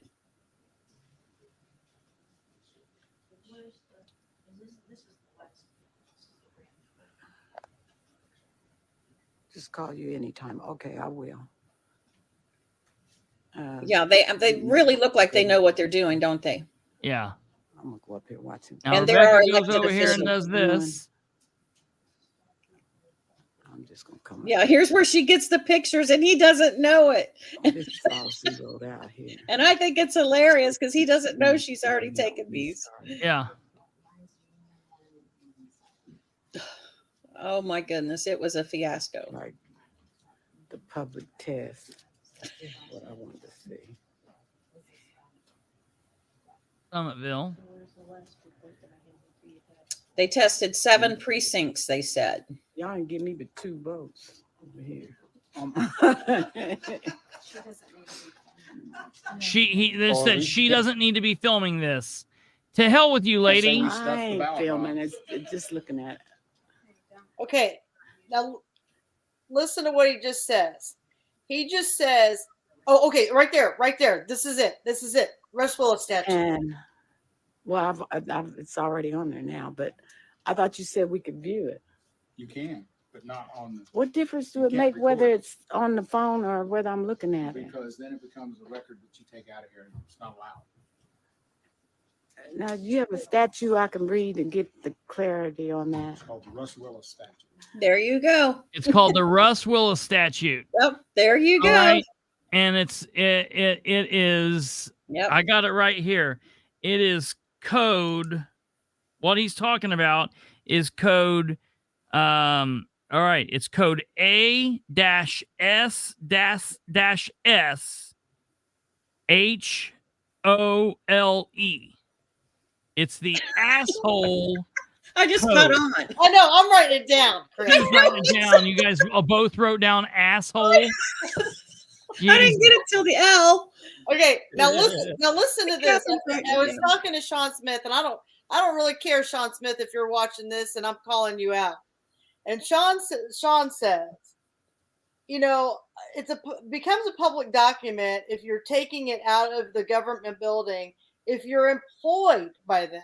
Rebecca is not employed. She's no longer an elected official. I told you guys when you decided you didn't want her to be an elected official anymore, she's probably going to be more dangerous because she knows what she's talking about and what she's looking for now. And so that's the thing. She's not a government official. And she's not using a government phone. So she's allowed. She's in a public building. But furthermore, it doesn't even matter. She, as an elected, what they did right there is a freaking public document that you couldn't. So I'm going to tell you because I called. Please got to make a reel of this. Oh yeah, that's great. I'll make a short of that. Bree can make the reel. I'll take it back and play it here in a minute. Play it straight up, but. I read Rebecca the code. Indiana-5-14-3-3 lets you know that you can make a copy. You can ask them to make a copy at 10 cents a copy, or you can use your phone. I ran into this when I was requesting the body camera footage from Henry County when they wanted. I sent them a record request and I said I want to either be able to look at.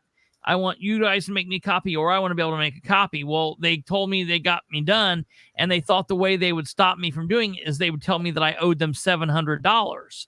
And I was like, no, I don't owe you any money. I want to come make it with my own material, because you can make a copy of public records with your own shit.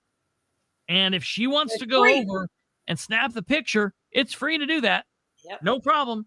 No issue. So whatever, I mean, this is all complete bullshit that they're telling her here. Now I'm going to back this up and we're going to play and catch this again. All right, 707. Here's what goes on, okay?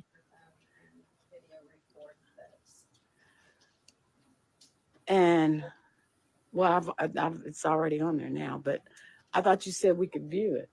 You can, but not on the. What difference do it make whether it's on the phone or whether I'm looking at it? Because then it becomes a record that you take out of here and it's not allowed. Now, do you have a statute I can read to get the clarity on that? It's called the Russ Willis statute.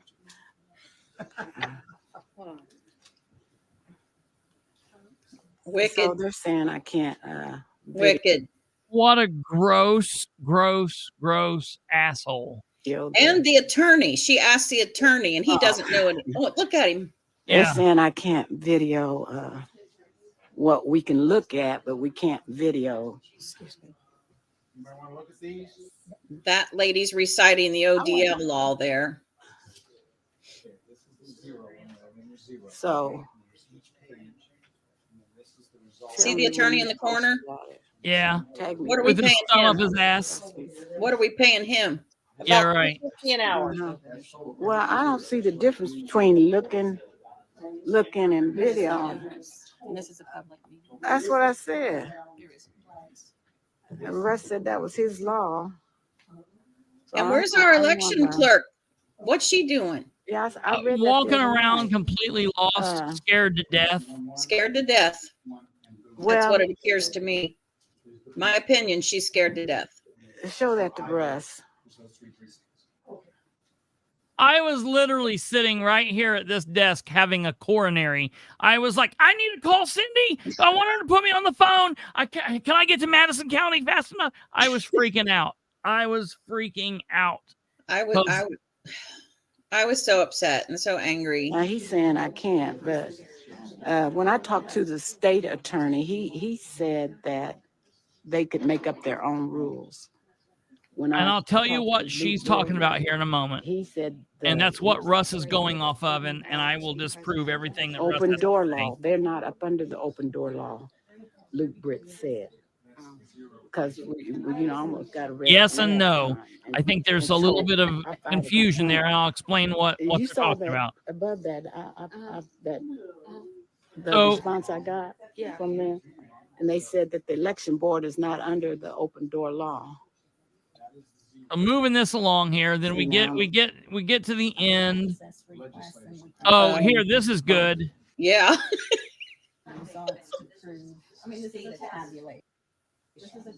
This is good. Let me back it up where we hear all of Miss Linda, who's supposed to be an intelligent elected official. She's supposed to be the chief election officer of the county. Yeah, right. Everybody in Madison County should be scared to death because this woman doesn't know her ass from a hole in the ground.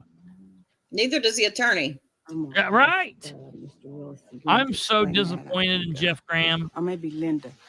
Miss Smith, could you come here a minute, please? Linda's like, oh God. She's so Now, cute. can you explain Rebecca why is. video of what we're looking at? This is a fake thing. What if I just, these are just the results to prove, I mean, this is Yeah. a tabulation. Stumblefoot's good. We don't let this information. So why am I not allowed to take a picture of? Do some kind of a public access request and we can check the access. That's really all I have to say on that. Okay, is that just this part or the part over there? You can look at the results are for each machine, and so we have them in general sections. Can I video that, what we're looking at? No. Yeah, I understand that part. Bring my eyes, but not the phone. Come here, Miss Smith. Come here. I got something else to ask you. Hey, this is good training for you.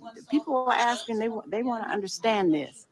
Now you're saying we can't video those actual papers over there because is there a statute that would explain it that I could post? Well, I think I already told you, if you want access to some of these records, then you are more than welcome Right. to submit a request. No, I don't want to act. I just want to know And why. she is more than welcome to submit a request, but she's also more than welcome to make a copy of her own without any cost right now with her camera. You know what floors me? She used to be the recorder. Yeah. Okay. So she should know what has to happen with that, right? She's been a lifetime politician in Madison County. That floors me. This is the second election she's getting ready to go through. It's not the first one. She just did one in 2023. She should be well primed for all these questions. This woman doesn't have a clue what's going on. I don't think Russ lets her. Voting the people who are in the parade going, yeah, she should resign. She should resign like tomorrow. It's very scary. This is like sad. I'm sad. This is sad. She doesn't have a clue. Russ is running this thing. Sure. 100%. You guys got to be able to see that. He ran this whole show. Well, you watch her when Rebecca calls her over. Miss Smith, could you come here? As she's walking past Russ, did you see her side eye him like, oh shit? Yeah, like save me or yeah. Uh-huh. Yeah, absolutely. Video. She should have been in charge of all of this, and he was in charge of the whole thing. Yeah, bring Jeff. I'm going to give some advice to the people of Madison County. When you go to meetings like this, there are rules. So if you go ahead and just take your records request with you and have it printed out, because they have to show that on demand. So just take that with you and go, here it is. I'm going to take pictures and video this. You're just going to have to outsmart them. I mean, that's what really comes down to. Just walk around with a stack of record requests in your folder and pull it out and say, okay, here you go. Right here it is. Yeah. You know, the attorney the attorney doesn't know anything either. No, he didn't. And he had an hour to figure that out. He didn't know anything. Yeah, I don't want a copy. I just wanted to understand why we couldn't video in a public meeting. Video back there at the public meeting, you're not allowed to create a record of these particular. Now, Cindy, what does he say? Do you know what he says? I can't hear him, but I know you can't hear. I just didn't know if you knew from yesterday. The gist of it was he said he also did not know off the top of his head the answer to the question she was asking, the rule, the law, the statute, whatever. Well, listen to me. You can walk into the elections office right now and get sample ballots for your precinct. So what exactly are we hiding here? Yeah. Go on the state website and see who's running. I don't know what these people think they're hiding. Yeah. So he goes on I'm so confused by this statement. This stuff is already pre-printed. You can walk in there, walk your precincts, make copies, and hand it out to the people you're walking.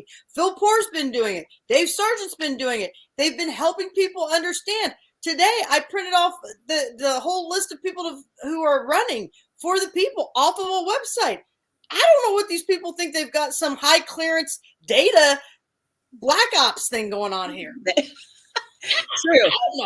The thing is, it was really sad because the attorney said, Rebecca, you should have that information because you and I have talked before about this.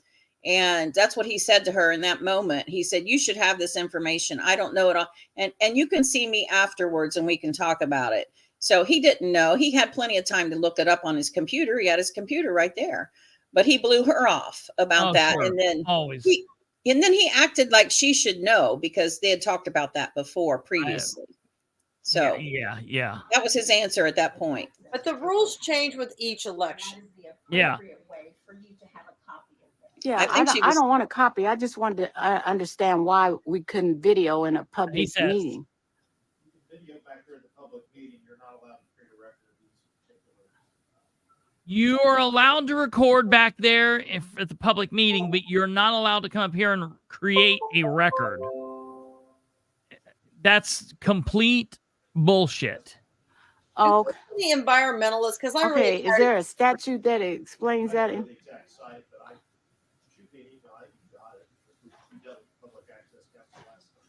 Yes. He blew her off. Well, listen, I still need clarity on why we not allowed the video. I just don't understand that. Well, he said he would provide that upon request. He'll provide you the statute. We don't have that available to us. That says you can't video in the public test portion. You're videoing the public test, but not the specific document. Technically, no, you didn't. The public test was done well before the meeting started. Rebecca's last comment, you guys get ready. That's our job, is to enforce that. Well, you Her don't last know. comment. Restrict You're not quoting law because you don't know what the law is. You can't give me the I code. didn't know you were going to ask, or I would have had it with You ought to have it memorized if you're going to try to enforce it. If I was going to Yeah, enforce right. something, I would have it memorized. Now That's you're why I telling make me. the big bucks, right? Boom, bang, Now, pow. if I was going to enforce something, I would know what I was talking about. But Boom, they bang, didn't close pow. the meeting, took the papers up, so I'm done. I'll She's so talk to you good. later. She's so Somebody said you wrong, Mr. Willis. Well, then they must be right. He's absolutely right, because I'm the one that said he was wrong, and he's right. That's the first thing he said that's made any damn sense. She said he's wrong, and he said, well, then they must be right, and he is correct. Now read what See Sean what just we got to wrote. deal with. What? Chris. Read what Sean just wrote. Let me see where it is. Actually, the statute goes further and states that they have to make a reasonable accommodation and can't interfere with the recording of a public meeting. That's exactly correct. He's 100% right. Wow. Sean is exactly right. She is absolutely right. And so what happens here is this shuts down. Okay. So this goes on and goes off. And of course, while this was going on, and for the Russ Willis fanboys out there, while this was happening, she wasn't the only person putting it up. I too was live streaming this on our channel. And so we've got a double duplicate copy, and that's out there. Okay. What's really, really important to know is now something has happened today. What's happened today? Listen, Okay. if you try to bully females, I'm going to come. And I'm going to find my people, and my people are not going to have it. So tomorrow, it's going to be a fun day of reels, because if Bree's watching and Nicole's watching, they're going to have a field day over what you're getting ready to tell them just happened tonight. Oh, yeah. So tonight, ladies and gentlemen, now, wait a minute. I want to ask this. Are we allowed? So I know what we're not. I know there's something that we're not going to say, but can we say what prompted this call? Can we say who he called? Yes, absolutely. Okay, I didn't. Okay, so this evening, Russ Willis made contact directly with Rebecca, Miss Crooms, and this evening, Russ Willis told her that he bullied and intimidated her. He bullied and intimidated her, and he told her now, and he told me the same thing, that he had not actually seen the video, but plenty of people had called him, and that what she did was broke the law, and she needed to take that video down now, or else. Okay. And he said that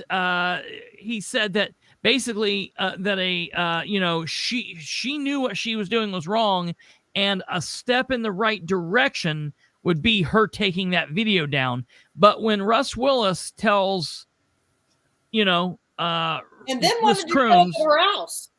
Yeah. Listen, he said you wanted the law, and I've got it, and I want to bring it to you. I can meet you anywhere. I can come to your house now. And she's like, I can right now at like 7:30, 8 o'clock at night. And she's like, nah, I don't need to do that. I'll go to the clerk's office tomorrow. And he's like, okay, I'll take it up there, and you can have it there. And then she questioned him a little bit more, and Russ was done hearing from her, so he hung up on her. So he called her. He threatened, harassed, intimidated her, and then said, I can bring this to your house, and then hung up on her. How does he at know? 8:05. How does he know where she lives now? Is that that's creepy? weird. That's creepy. Yeah. So because I also too, listen.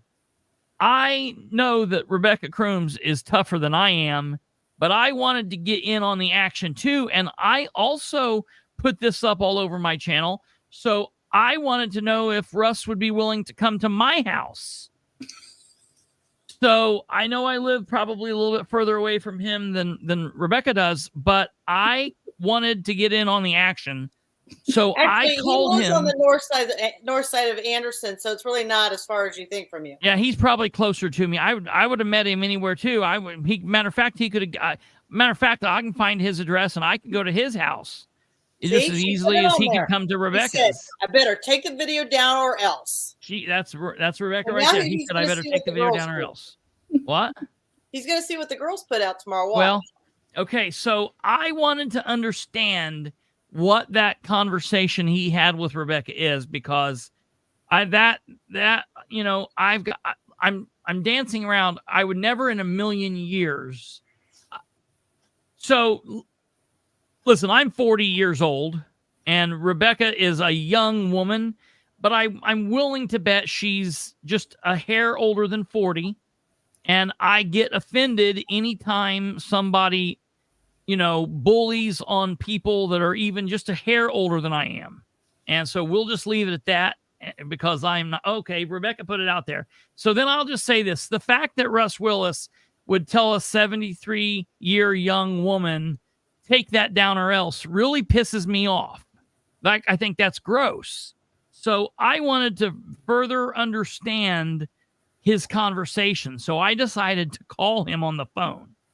And we have that call here. Give me 1 second. We're going to pull this up and listen to it. I want to see what. Is he going to put like a dead horse head in her bed or something? He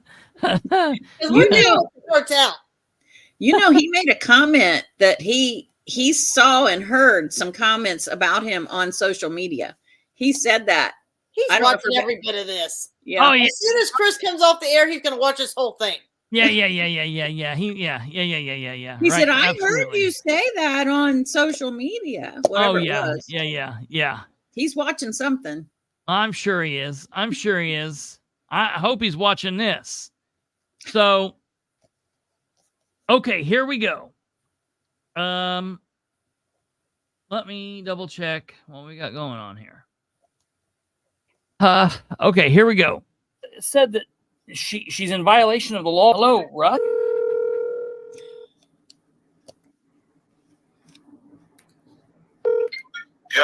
Hello, Russ. That's me. Hey, I was calling. I was trying to help Rebecca find out. I guess she said that. Who is this? This is Kristopher Bilbrey. How's it going? Oh, wonderful. Yeah. Go ahead. Okay, so Rebecca said that she's in violation of the law. We're just trying to make sure that she's not doing anything wrong. Well, she is, and she asked, why she couldn't take pictures of the paperwork and stuff that we used in the test yesterday. Yeah. And she was upset that I didn't have the law at the top of my, the tip of my tongue. And I said, well, if I'd known you had that question, I would have researched it and brought that. But I and Jeff Graham both said we would provide that information, and I have that information. I printed it out, and I called her and I said, hey, I want to get this to you.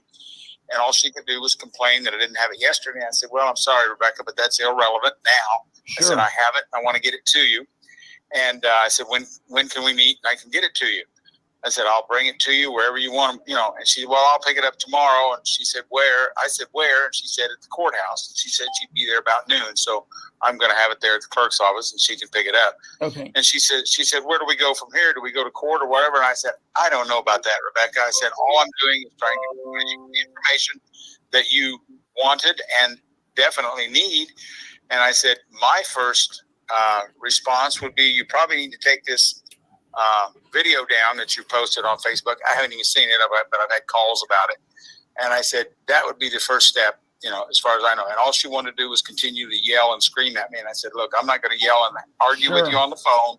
I said, get this information and then you decide what you need to do. And I said, if you don't take appropriate action and, going forward, I said, we'll see where it ends up. I said, I've not analyzed or determined what we need to do. I said, I'm just trying to get you the information that we promised we would. Sure. And I said, the election code book's 500 or 600 pages thick. I can't have every law on the tip of my tongue. Right. And I said, I guess one simple question. Go ahead. Yeah, go ahead. Well, I was just going to ask you one simple question would be, do you happen to have that code number do you have that handy? Like the code, the specific code that says what she was doing was wrong? Let me go up and get it.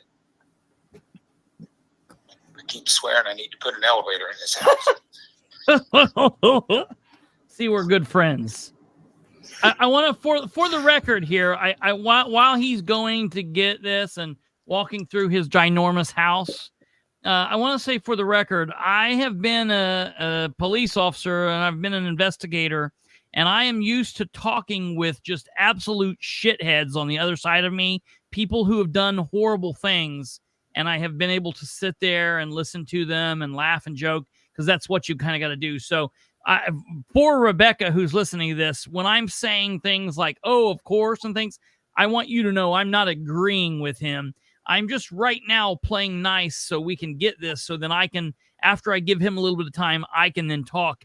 And what you'll hear is after he said what he had to say, he didn't want to listen to me very, very, very much after he said his piece. But I just wanted to put that out there. I mean, through this whole thing, did we see Rebecca lose her cool once? What? Through this whole video, did she lose her cool one time? So I No. find it hard to believe that she was yelling and screaming. No, she is wasn't so yelling. soft-spoken. Yeah, she's not someone yelling and screaming. Also, Tammy on here, I've never heard her yell. She's always calm. Yeah, he's a fool if he's going to get anybody to believe she was yelling and carrying on. Now, I do want to tell you guys, I was not able to edit this out. I was recording this literally at 8:59. So here in a minute when I press play, you're going to hear me testing the microphone out. That's got nothing. I muted it so he can't hear this. So it's not like craziness, but you're going to hear that. So hold on. Check. Okay, that was gone. Okay, this was taken. I'm not sure what it's taken out of. Hey, I'm recording Russ real quick, so I'm going to back out. Well, he's on the phone right now, but I got him muted. So give me 1 second. Okay.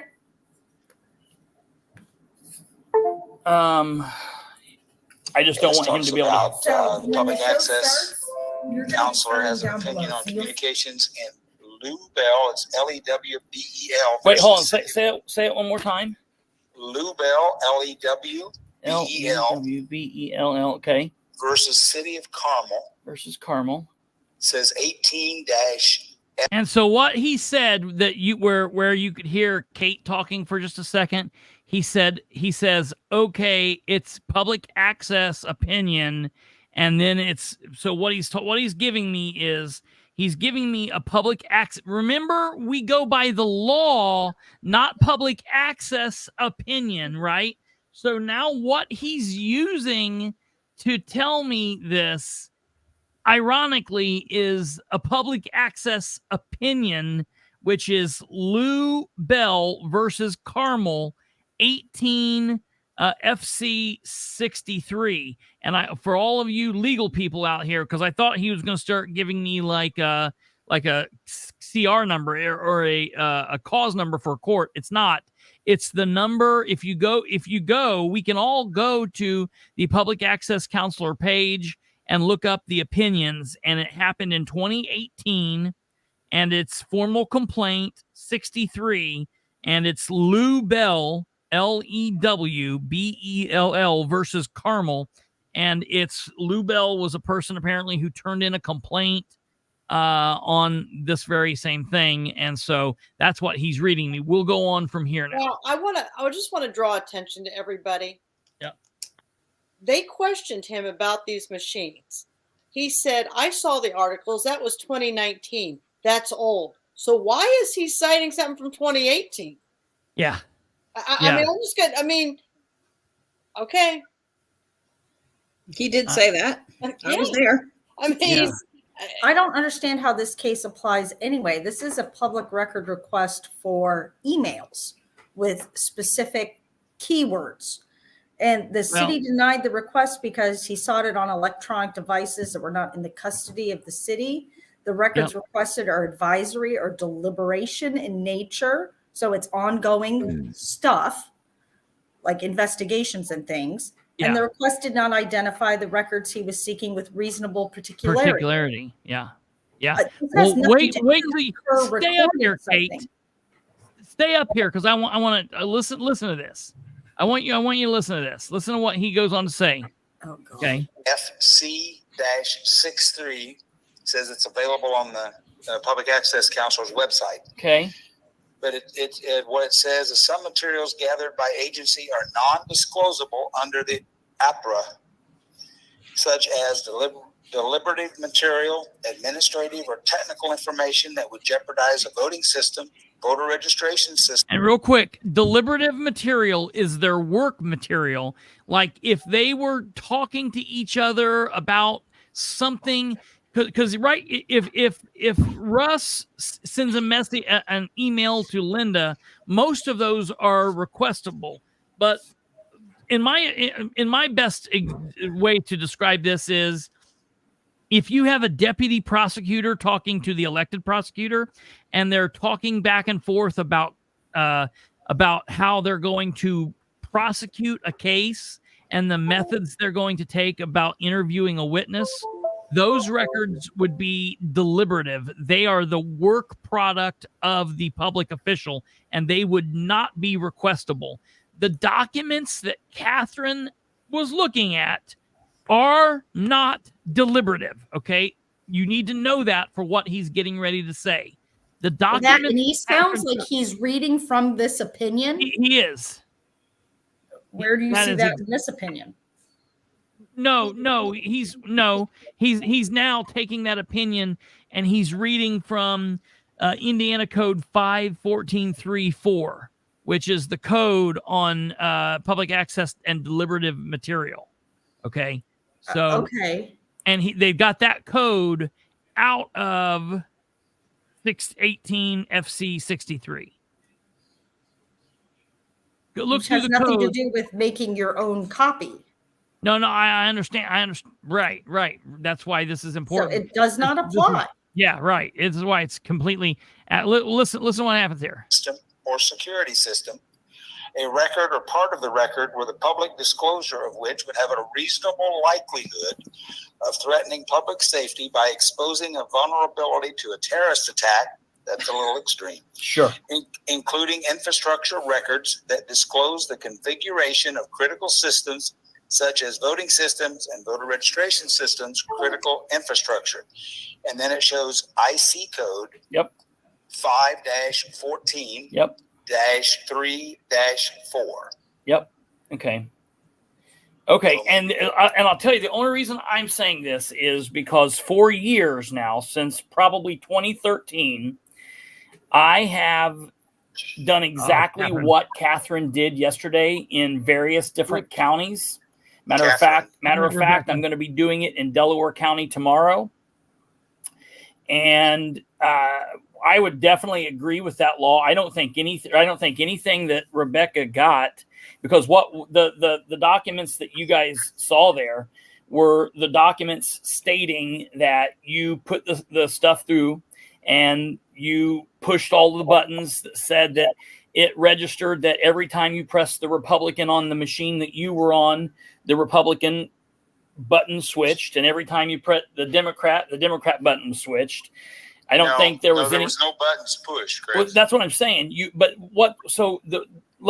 Correct me if I'm wrong. The point of what yesterday was to tabulate and make sure that the equipment works properly, right?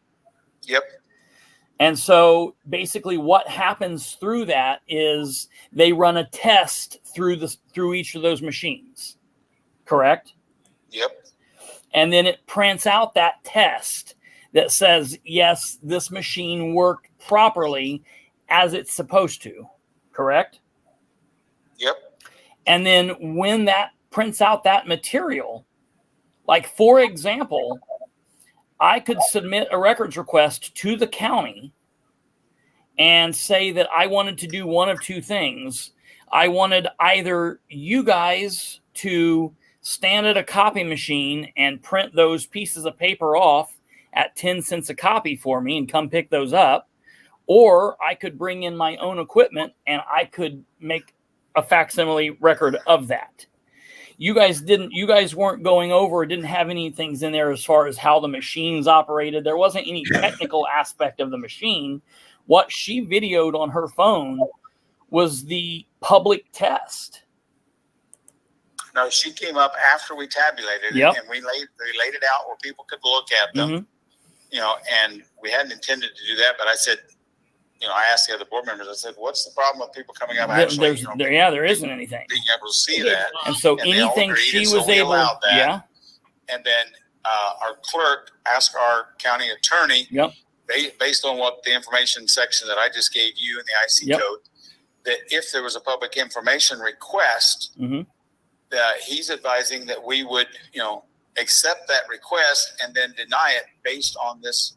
So what he's saying is that if anybody requests this, that they could then deny it And then when I hear that, I'm like, well, okay, because I'm going to do that because I would love to fight him on this. So then we can know, because he's wrong. I should be able to access that stuff. There's no reason why I couldn't. That's ridiculous. This is completely ignorant. This fool went through public access opinions and found one where they supported the denial of access to records and went ding, ding, ding, ding, ding. There's our winner. And decided to use that as proof. Yeah, because this has got nothing to do. As soon as he shove it up her butt, I didn't even read the damn thing, and as soon as he told me it was Lou Bell versus Carmel, Carmel is a town. It's not the county. So I knew this was not a election issue.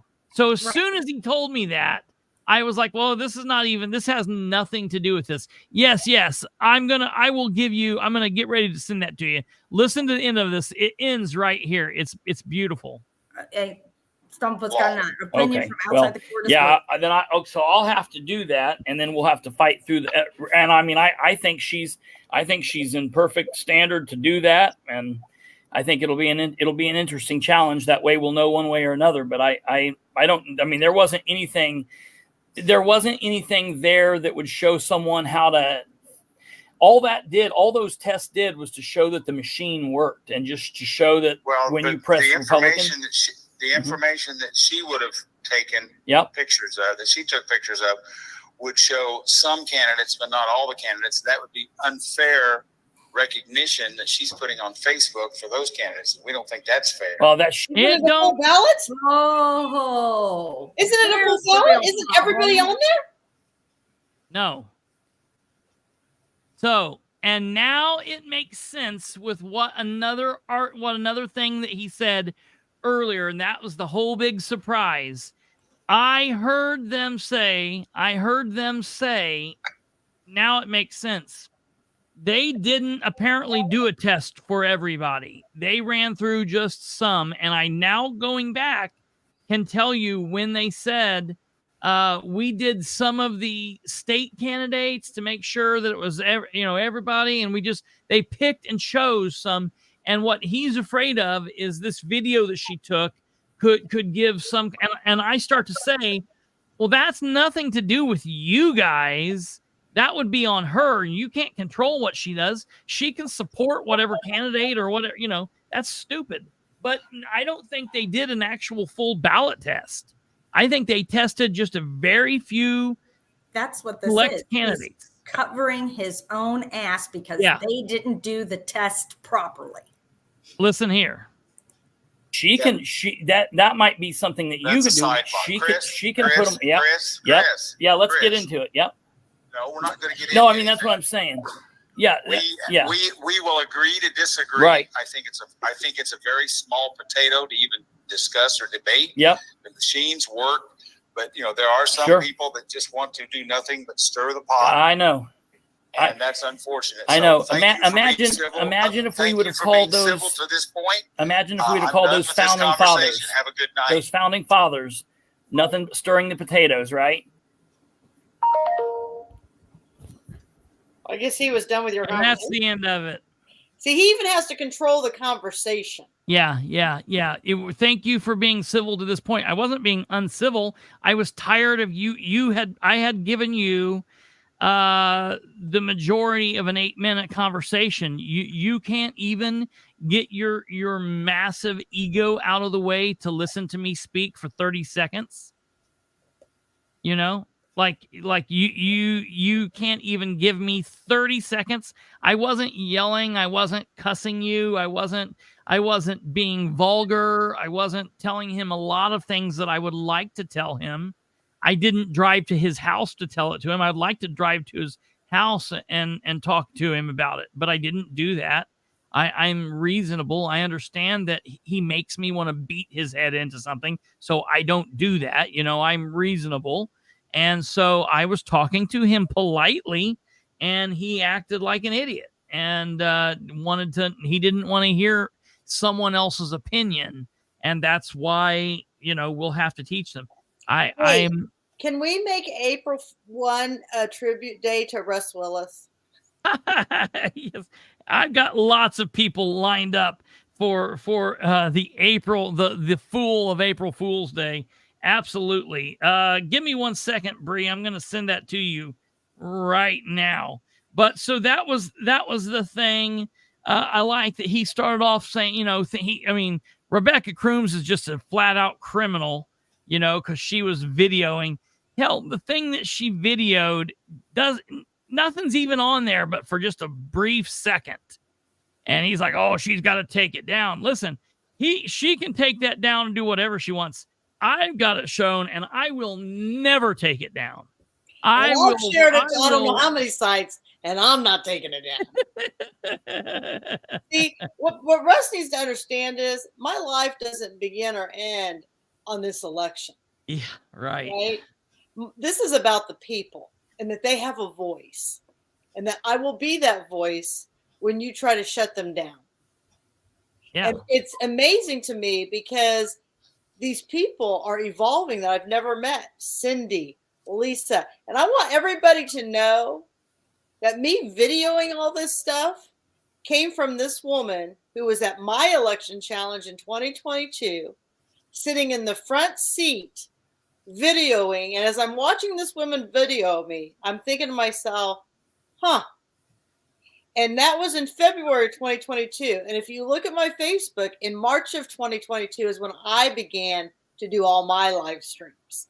Yeah. And that's how empowered Miss Crooms gave me. I mean, she empowered me. And then it seems to be moving forward because I'm getting a lot of people. It's so funny. There's a girl named Amy Egley in LaPel.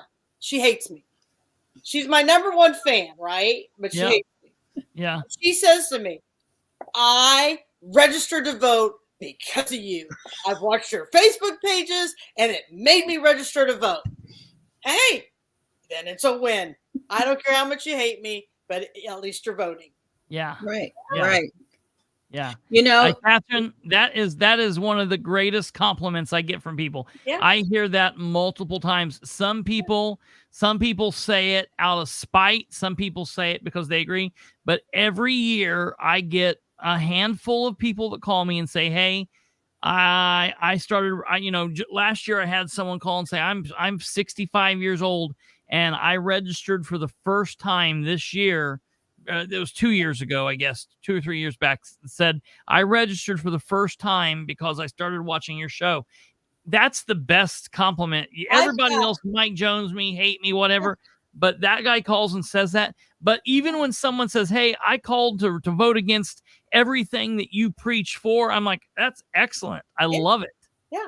And I've got patients who are coming up to the office, registering their 18-year-old kids, saying, I am going to make them get involved now because of what you have done.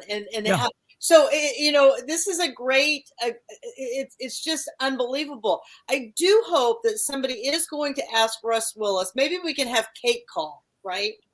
And ask Russ, are we going to have a generator with this next one to make sure we don't lose power? Because was it you or Shelley that put on there that we're supposed to have a generator backup? I didn't say that, but I would think, I don't. Well, you have to fix the plumbing too. You have to fix the plumbing because in 2020 in Georgia, they made everybody evacuate because there was a leak in the bathroom. They made everybody evacuate. So that was put up. It's a recommendation. You're supposed to have a generator backup that kicks on immediately. And I'm going to say it. They gave out the results before the power came back on. So I was sitting here. I was having a hard time with it. Yeah. If we don't do anything but help people think critically and bring up subjects that people need to do their own research, they don't need to take it from me or you guys. Do your own research. Go to your own meetings. See what these people are about. Russ Willis got in Rebecca's face.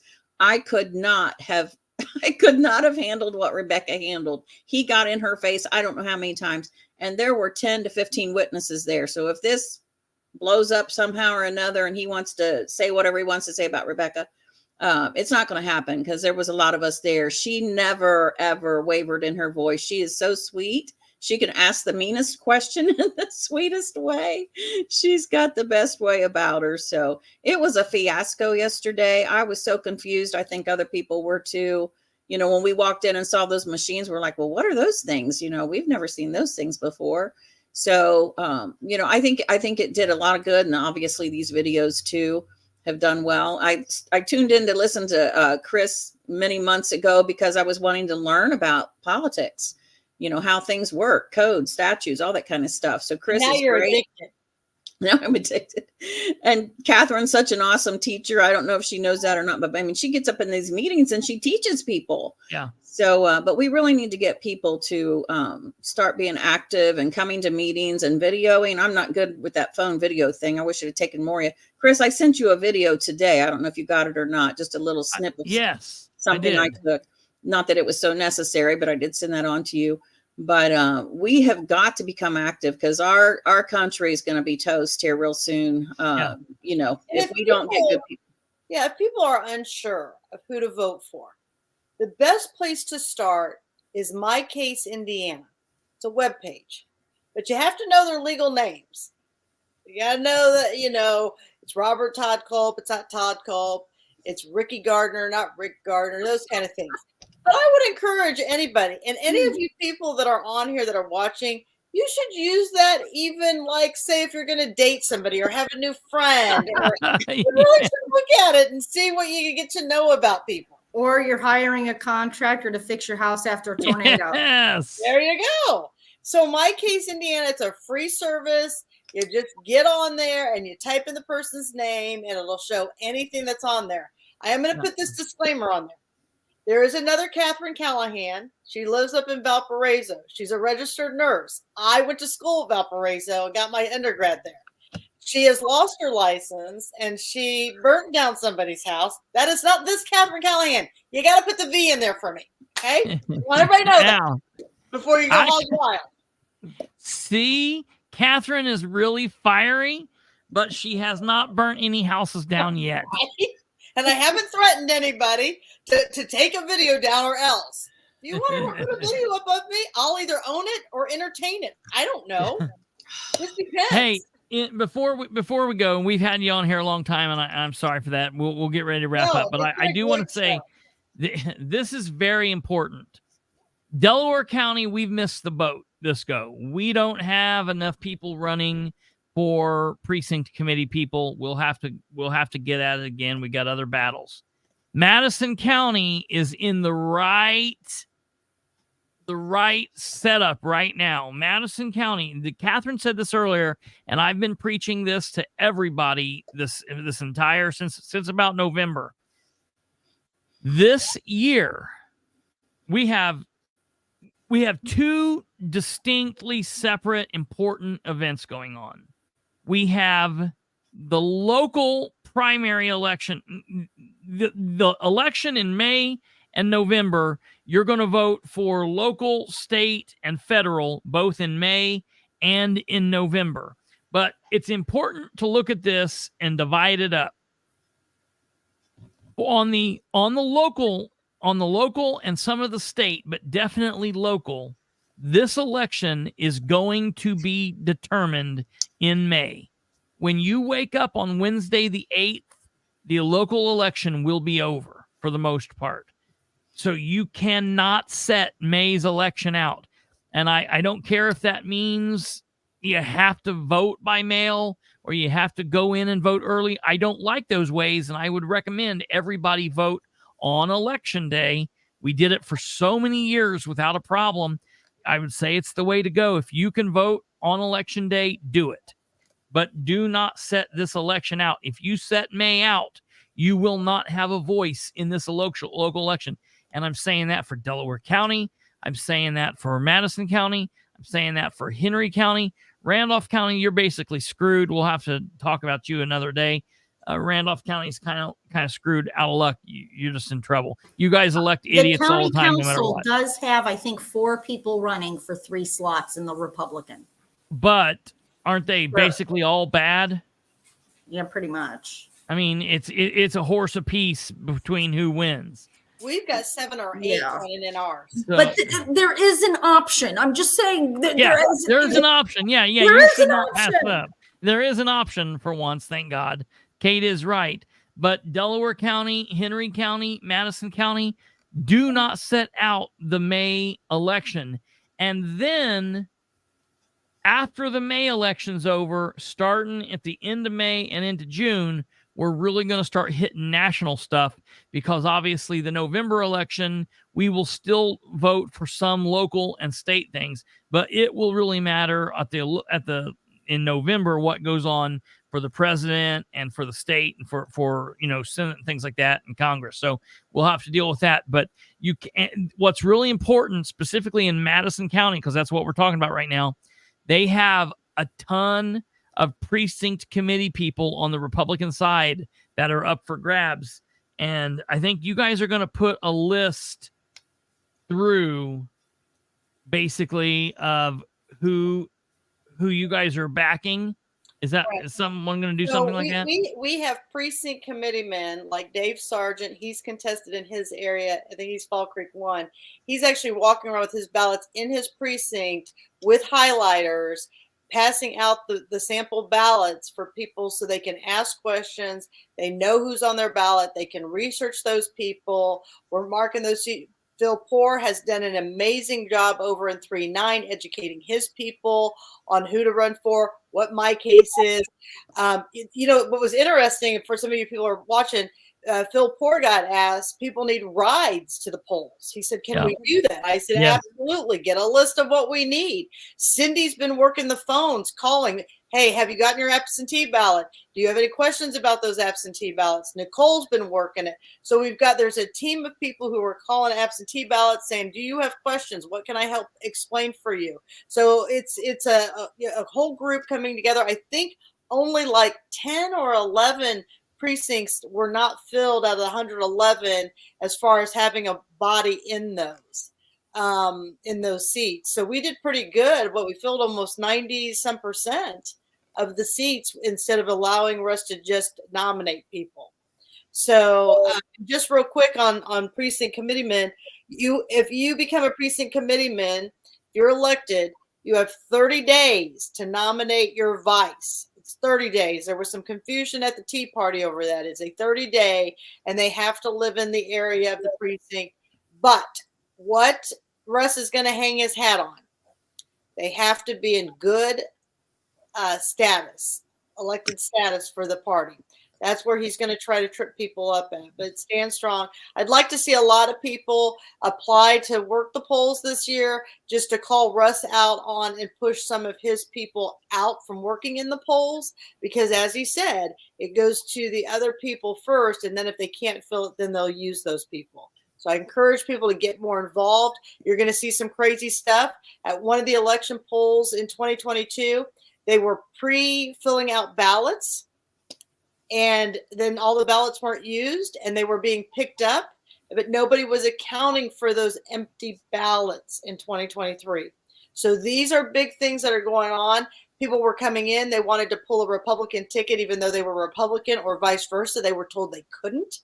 And if anybody is out there and you're at the polls and you're stuck and you can't get anywhere, call me. I will be at all the polls, 317-445-5501. I will come to the nearest poll near you or get somebody over there to help you.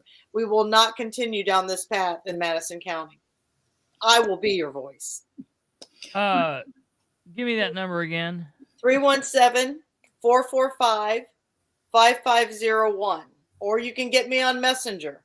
But do not sit there. If you feel something, if they're telling you one way, you call me, or you can call Chris. We will both be answering the phones on election day. We will come out, or we will answer that, or get somebody out to your poll that says that's not true. Yeah. It's very important to know that, because they do poll craziness, and it's important to understand that they do crazy crap. So like, look, don't just call to be like, hey, I got a hangnail. It's but a busy day. if something's going on, if you need help, if you've got a question, if you are someplace and you hear and see things that are not going right, because here's the thing, your county election clerk, they're supposed to be working on election day. The Secretary of State's office is open. There are people to call. There are places to go with things. If you've got complaints, there's supposed to be poll watchers. Talk to talk to people about being poll watchers. In a lot of places, you got to get the party chairman to do it. Of course, that's Russ Willis we're talking about there as the Republicans. So you're probably shit out of luck, but there's ways to fight things and see what we can do. I do want to let you know, you cannot, and this is something that people, it's really weird as far as filming in the polling place. Some people can, some people can't. Some people say you can, some people say you can't. I don't really know what the Indiana, if you aren't going around and filming people, a lot of people say you're safe, but most people are going to fight you on it. They're always really weird about that. But if you've got questions, call, and you can also look up the Indiana Secretary of State's number. Call the election division. You can ask questions yourself. They have 2 attorneys there that are working, Matt Kochivar and Valerie Warchaw. They do a really good job. Call your election board. There's a lot of information out there for you if you just need to look in the right place. But if you are in Anderson or Madison County, then come out to the library tomorrow, 5:30 to 7. We are having a precinct class and a meet and greet with candidates. So that's really big. That's really good. That is good. We are welcome, except for non-voters who don't like me. All are welcome except for that. And I also want to put at the bottom, voter registration ends for this primary election season. It's coming up, folks. 11:59 on Monday, April 8th. So the same day the world is going to come to an end because of the I only thought back like in 400 BC, they literally thought the world was going to come to end because of solar eclipses. I thought we had aged out of that, but apparently people think that all kinds of chaos is going to go on. So if we're not all dead, 11:59 is the cutoff. So if you're not registered, if you need to update your registration, if you want to just check it, get on. It takes 5 minutes.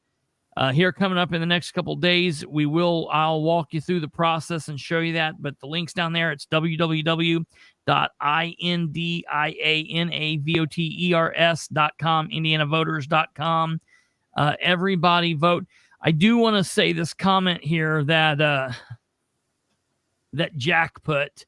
Stockholm Syndrome is an emotional response. It happens to some abuse and hostage victims when they have positive feelings towards an abuser or then they vote. So, that's in a lot of that's right. In a lot of cases, respects, he's right.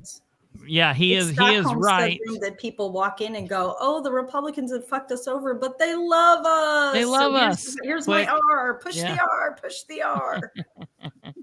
But we do have some good people. I do want to say we will have open voting 2 weeks before election in the county building. Yep. Well, it goes early voting starts on the 9th. Yeah. But what I want to caution people is you have to be 50 feet from the chute. Mm-hmm. So say you're over the county building and you see maybe some of these people who work there, who are running for a county office, who are right next to the door where people are voting. That's illegal and against the law. They cannot do electioneering. They've got to be 50 feet from the chute and should be nowhere around there. And guess what, Madison County? I have people coming to hang out in that lobby just to watch all you guys. So that's a friendly reminder. It's gonna be good. Well, thank you, ladies. Cindy, you got anything else to add? I do, and I guess this is my passion. It's been my passion for 4 years now because I've watched what went on in our presidential elections and other elections. I've done a lot of study, a lot of research, a lot of listening. When you go to those polls and you see something going on that you don't like, take a picture of it. Yes. And there are people who are nefarious, and they'll do anything to win. They're getting paid. I mean, oh, and the other thing was on YouTube, there's this Alex Halderman video you need to watch, because he proves that these machines can be manipulated. So I can't prove it to you, but go to Alex Halderman. Catherine, you found the video. It was on YouTube. It's all on my Facebook page. I've shared it quite a bit. Now I'll send it to Chris so he can share it. Yeah, I want you to look at that, because don't take my word for it or anybody else's word for it. This man went before the Georgia court, and he showed how these machines can be hacked.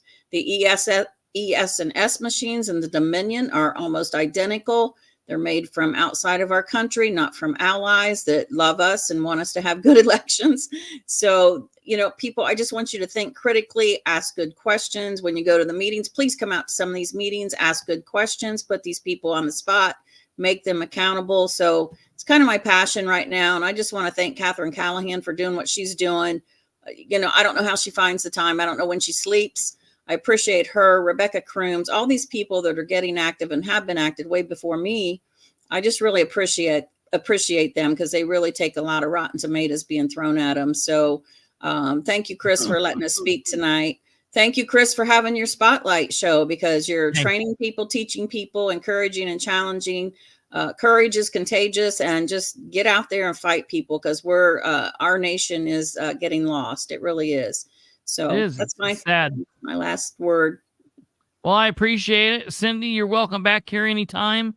I appreciate your friendship, and I'm glad that we've definitely connected. And Bree, I sent you that recording, and you're free to do anything with it you want. Have fun. You're free to do anything with this video that you want, or any of my stuff. You're free to do whatever you want to do. So just have at it. Let me know. And I love it. So it's great. So one thing though, if you steal our shit, at least give us credit. Yeah, give us credit. Don't Sproles us. Yeah, don't Sproles us. All right. Well, thank you, ladies, very much. I appreciate it. That's going to do it for this show, ladies and gentlemen. We will be back here tomorrow at 9 p.m. Eastern. We have a follow-up for all of you Henry County people on Sproles as it relates to the call about the First Amendment auditors. So we'll have a little bit of information about that. And I have a couple of other things we're going to talk about. So that will be the Thursday show. It's going to be fantastic. We will be done with that. And then we'll have the weekend off and see you guys on Sunday. So you guys have a good rest of the night. We'll see you back here tomorrow at 9 p.m. Eastern. I'm going to put you guys down real quick, but don't go anywhere until we end the show up. I'll be right back.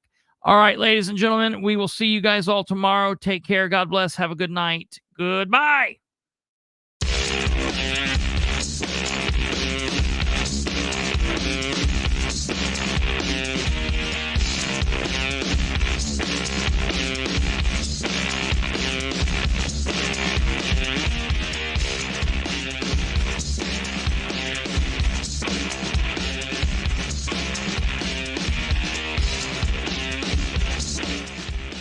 Hey, Alva, I also got your message today about the Board of Works in Muncie. I was at the doctor's office with my grandparents. I didn't ghost you. I'll shoot you a text later on, buddy. Thank you very much.